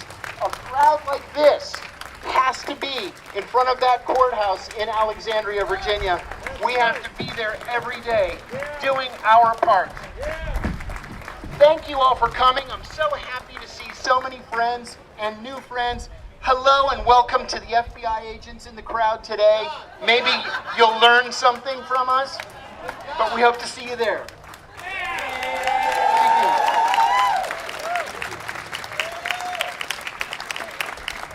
Okay, do we work? Yay! Okay, excellent. All right, everybody give it up one more time for John Kiriakou. Amazing courage and bravery. We need more John Kiriakous in the world. Okay, coming up next is yet another one of my favorite independent journalists, and this one is incredibly important to this cause because Kevin Gosztola has been on this case since day one, and in fact covered Chelsea Manning's case as well, and is one of the foremost journalists on all things whistleblowers and dissent. He's an American journalist, managing editor of Shadowproof. Please go follow, subscribe, share, all that good stuff. He also writes for The Dissenter. He's known for his work on whistleblowers, as I mentioned, and civil liberties cases, and has covered the court-martial of Chelsea Manning, the case of John Kiriakou, and the extradition of Julian Assange. Everybody give it up for Kevin Gosztola. All right, everyone. Quite the marathon of speakers, and now I'm up here to give you a recap of everything that you've already heard for the last 2 hours. No, you know, I made this trip regularly when Chelsea was on trial and she was going through her court-martial. I was one of like 5 journalists that was traveling, which was bizarre because there are quite a number of journalists that live in New York and DC, and they can make this trip fairly easily compared to what anybody who lives in Chicago or on the West Coast might have to go through in order to do this regularly. We've had quite a conversation, a really good dialogue today about journalism and the failure of journalism and what it means to be a journalist. And it's quite clear to all of us that Julian Assange is a journalist. And that's the focus of a book I've been working on for the last 8 to 10 months, called Guilty of Journalism, that's coming out in February. And I've spent quite a long time trying to prepare a guidebook in the eventual possibility that we don't want to be a possibility that Julian Assange is here in the United States in 2023 or 2024. But that's why we're all here today. We are here to prevent it. And we're here today because Stella Assange organized this amazing show of support in London that far surpassed anything we could have imagined. Somewhere between 5,000 to 10,000 people potentially that came out in London, of all places, and then people around the world said, that's not going to be the only event. And that was inspirational to me. That got me to buy an airline ticket and come out here to be part of this event, to join with you with this group. And Julian Assange is a journalist. He's not a source. The New York Times always likes to pretend like he's a source so that they do not have to take responsibility for what he did, so that they do not have to show solidarity with him, so that they don't have to treat him like a partner. Bullshit. And Holger Stark of Der Spiegel is absolutely right that the 5 media outlets, the main corporate or establishment news outlets that worked with WikiLeaks, should put out an appeal that says free Assange, that they should unite together, and that would be hugely powerful.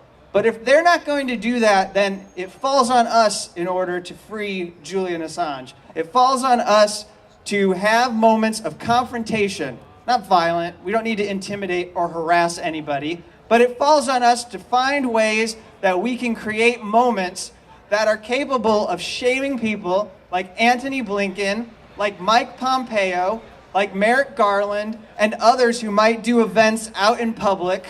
The kind of thing that you all know what to do because you're seasoned activists and you've been doing this for a very long time and you're here and you're dearly committed to this cause.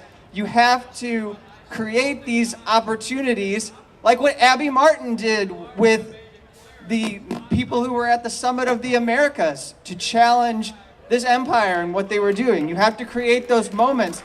You know, she stood up for Shireen Abu Akleh and was making a big point about whose lives are valued and whose lives are not valued by this country. And that's what we have to do. And just to give you some specifics, the last thing I want to leave you with is I didn't know that any polling agency had any interest in Julian Assange anymore. But within the last months, Morning Consult actually did a poll on Julian Assange and WikiLeaks and asked people what they know and what they remember.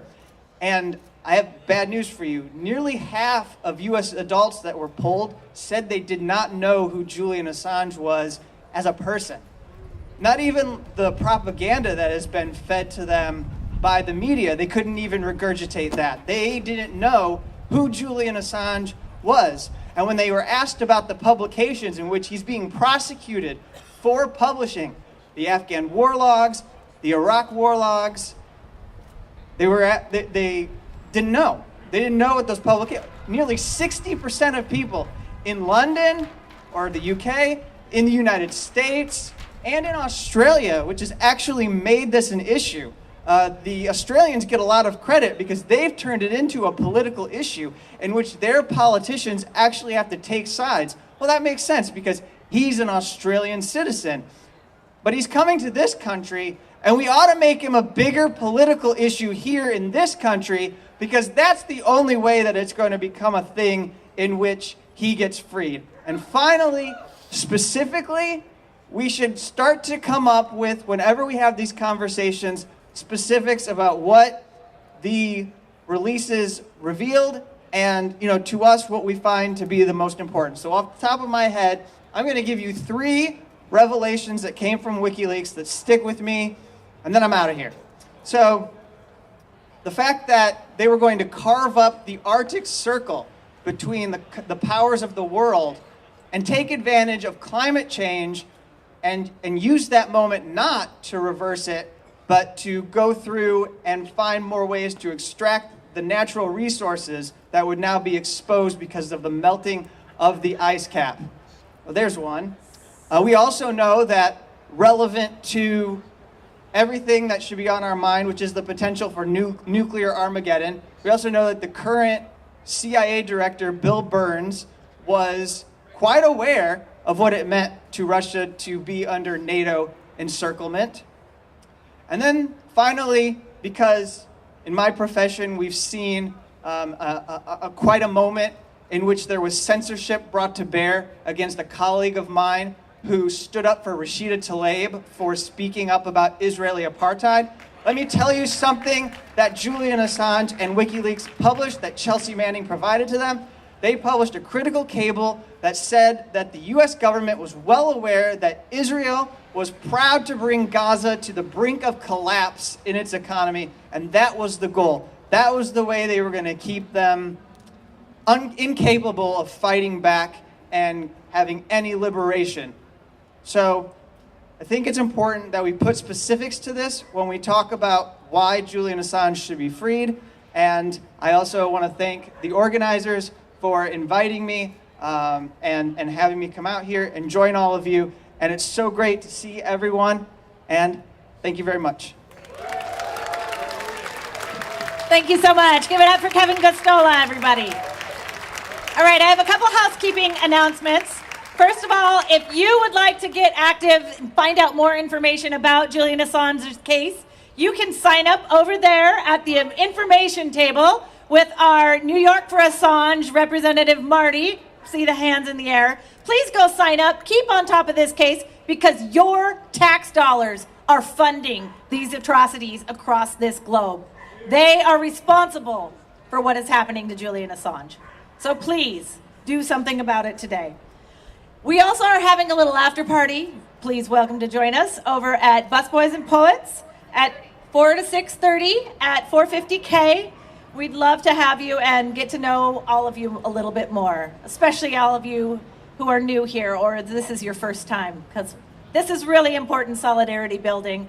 And we just want to send our love to everybody around the world, everybody who did anything in social media, everybody who did any letters to the editors, any local action that you have been a part of across the globe. You are doing the right thing and we commend you. So thank you.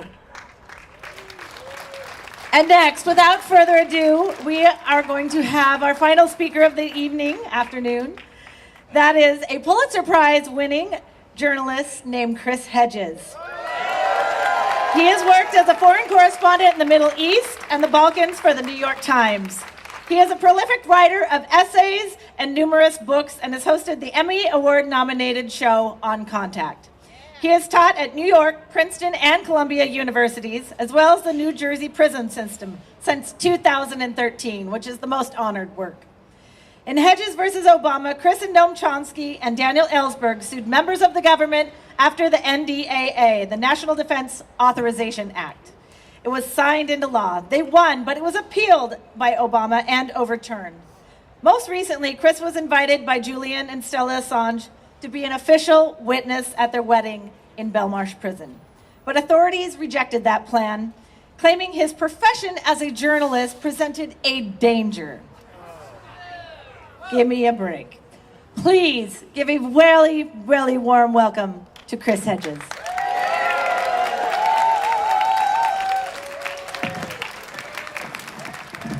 Thank you for coming.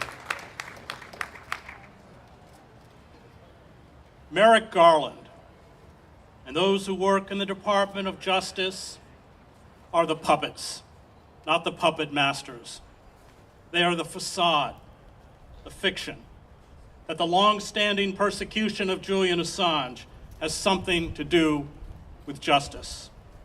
Like the High Court in London, they carry out an elaborate judicial pantomime. They debate arcane legal nuances to distract from the Dickensian farce where a man who has not committed a crime, who is not a U.S. citizen, can be extradited under the Espionage Act and sentenced to life in prison for the most courageous and consequential journalism of our generation. The engine driving the lynching of Julian is not here on Pennsylvania Avenue. It is in Langley, Virginia, located at a complex we will never be allowed to surround, the Central Intelligence Agency. It is driven by a secretive interstate, one where we do not count, in the mad pursuit of empire and ruthless exploitation.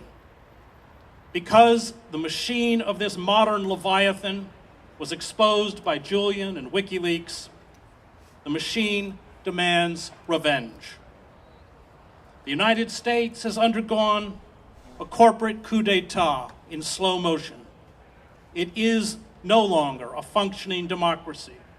The real centers of power in the corporate, military, and national security sectors were humiliated and embarrassed by WikiLeaks. Their war crimes, lies, conspiracies to crush the democratic aspirations of the vulnerable and the poor, and rampant corruption here and around the globe were laid bare in troves of leaked documents. We cannot fight on behalf of Julian unless we are clear about who we are fighting against. It is far worse than a corrupt judiciary. The global billionaire class who have orchestrated a social inequality rivaled by pharaonic Egypt has internally seized all of the levers of power and made us the most spied upon, monitored, watched, and photographed population in human history. When the government watches you 24 hours a day, you cannot use the word liberty. This is the relationship between a master and a slave. Julian was long a target, of course. When WikiLeaks published the documents known as Vault 7, which exposed the hacking tools the CIA uses to monitor our phones, televisions, and even cars, he and journalism itself was condemned to crucifixion. The object is to shut down any investigation into the inner workings of power that might hold the ruling class accountable for its crimes, eradicate public opinion, and replace it with a cant fed to the mob. I spent 2 decades as a foreign correspondent on the outer reaches of empire in Latin America, Africa, the Middle East, and the Balkans. I am acutely aware of the savagery of empire, how the brutal tools of repression are first tested on those Franz Fanon called the wretched of the earth. Wholesale surveillance, torture, coups, black sites, black propaganda, militarized police, militarized drones, assassinations, wars. Once perfected on people of color overseas, these tools migrate back to the homeland. By hollowing out our country from the inside through deindustrialization, austerity, deregulation, wage stagnation, the abolition of unions, massive expenditures on war and intelligence, a refusal to address the climate emergency, and a virtual tax boycott for the richest individuals and corporations. These predators intend to keep us in bondage, victims of a corporate neo-feudalism, and they have perfected their instruments of Orwellian control.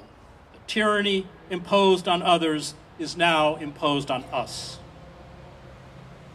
From its inception, the CIA carried out assassinations, coups, torture, and illegal spying and abuse, including on that of U.S. citizens, activities exposed in 1975 by the Church Committee hearings in the Senate and the Pike Committee hearings in the House.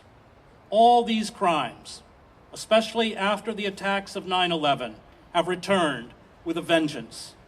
The CIA is a rogue and unaccountable paramilitary organization with its own armed units and drone program, death squads, and a vast archipelago of global black sites where kidnapped victims are tortured and disappear. The U.S. allocates a secret black budget of $50 billion a year to hide multiple types of clandestine projects carried out by the National Security Agency, the CIA, and other intelligence agencies, usually beyond the scrutiny of Congress. The CIA has a well-oiled apparatus to kidnap, torture, and assassinate targets around the globe, which is why, since it had already set up a system of 24-hour video surveillance of Julian in the Ecuadorian embassy in London, it quite naturally discussed kidnapping and assassinating him. That is its business. Senator Frank Church after examining the heavily redacted CIA documents released to his committee, defined the CIA's covert activity, and I quote, as a semantic disguise for murder, coercion, blackmail, bribery, the spreading of lies, and consorting with known torturers and international terrorists. All despotisms mask state persecution with sham court proceedings. The show trials and troikas in Stalin's Soviet Union, the raving Nazi judges in fascist Germany, the denunciation rallies in Mao's China. State crime is cloaked in a faux legality, judicial farce. If Julian is extradited and sentenced, and given the Lubyanka-like proclivities of the Eastern District of Virginia, this is a near certainty. It means that those of us who have published classified material, as I did when I worked for the New York Times, will become criminals.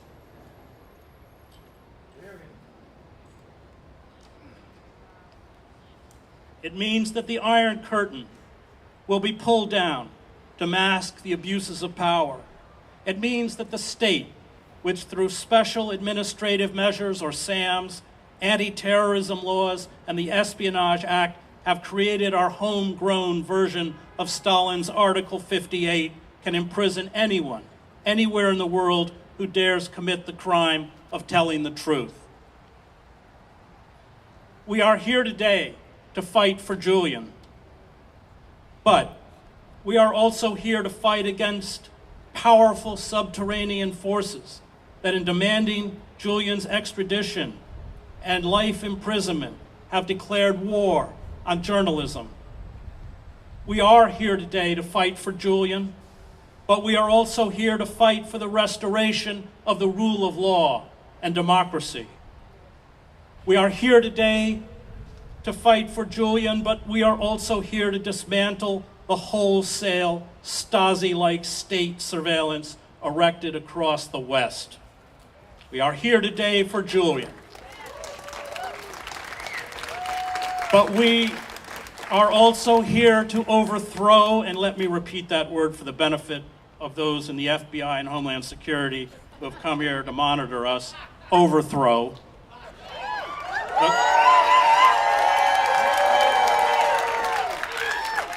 the corporate state and create a government of the people, by the people, and for the people that will cherish rather than persecute the best among us.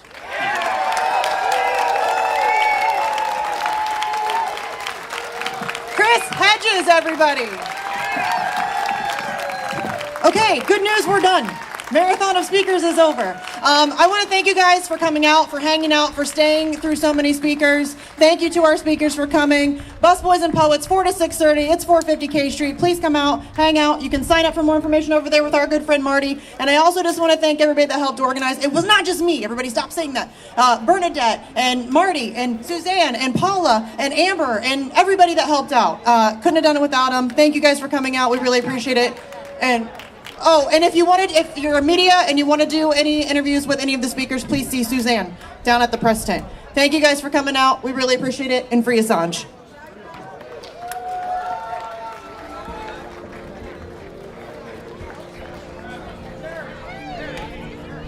So Emma, you did a great job. I'm glad they finally got this on. I'm glad the microphone was working. That was bad luck for Joe Loria. No microphone.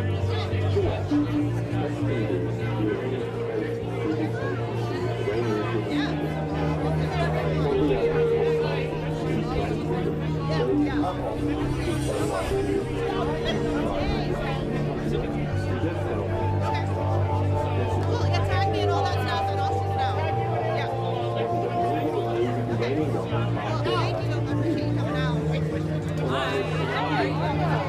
you.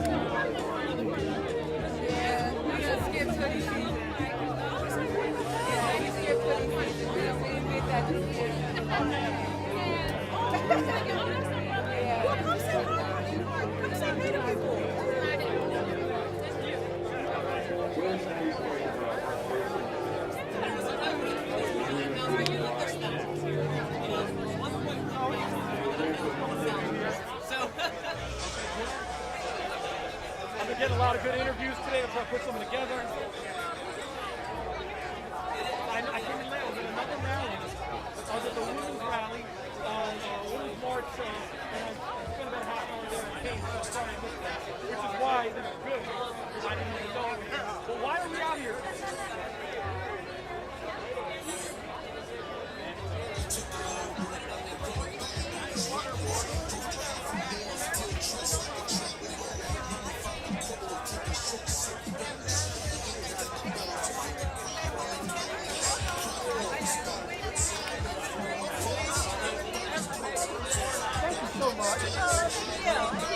Hi, Amber. I'm Jeff. So you guys aren't from here? Yeah. Oh, the other side. I'm from Baltimore. Here's my card. Huh? Give you my card. I'm a mask maker here in Baltimore. Oh, right there. Laura, that's awesome. I remember Laura.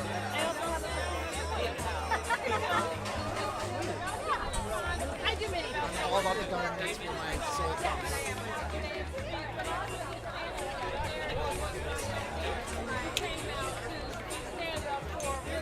The American people and the stand up for And you say so much more. You park.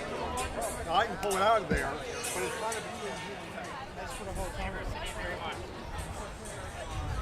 Diane Sayre running against Chuck Schumer.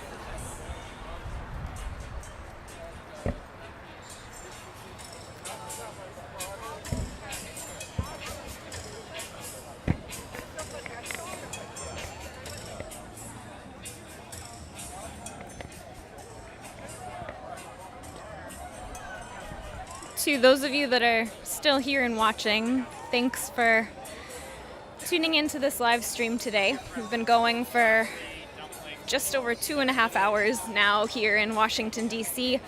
It's the Department of Justice right there. Today's Hands Off Assange event began with a march all the way around the building. We went that way with a big yellow banner that you can actually see little parts of over here. There's part of the banner right there, and there's a couple people with the banner on their shoulders over there. So that ribbon went all the way around the building, and then we met here for a lineup of amazing speakers and ended with this wonderful speech from Chris Hedges. So I imagine that people watching this right now are familiar with Julian Assange and his situation and what he's going through right now, but if you're newer to that topic, and if you're not, just keep talking about it and keep learning and sharing information. It's one of the best things that people can do right now. There's a lot of great video clips and tweets and posts on other social media platforms of the events that are happening around the world today. Today's event was in solidarity with a big event in London where thousands of people surrounded Parliament there. but there were also events in other cities around the US, other countries. There was South Africa, there was Germany, there was one in Rio, Mexico City, I believe. If you go to handsofassange.com, you can see a list there of the different events that happened around the world. But check the Hands Off Assange and Surround Parliament and Free Assange hashtags on social media if you want to see some of the other video and photos of what happened in other places. I heard that there were thousands of people in Melbourne as well. So really great turnout today for Assange. I'm gonna end this stream now. Thanks everybody who watched, and thanks everybody for sharing. And free Assange.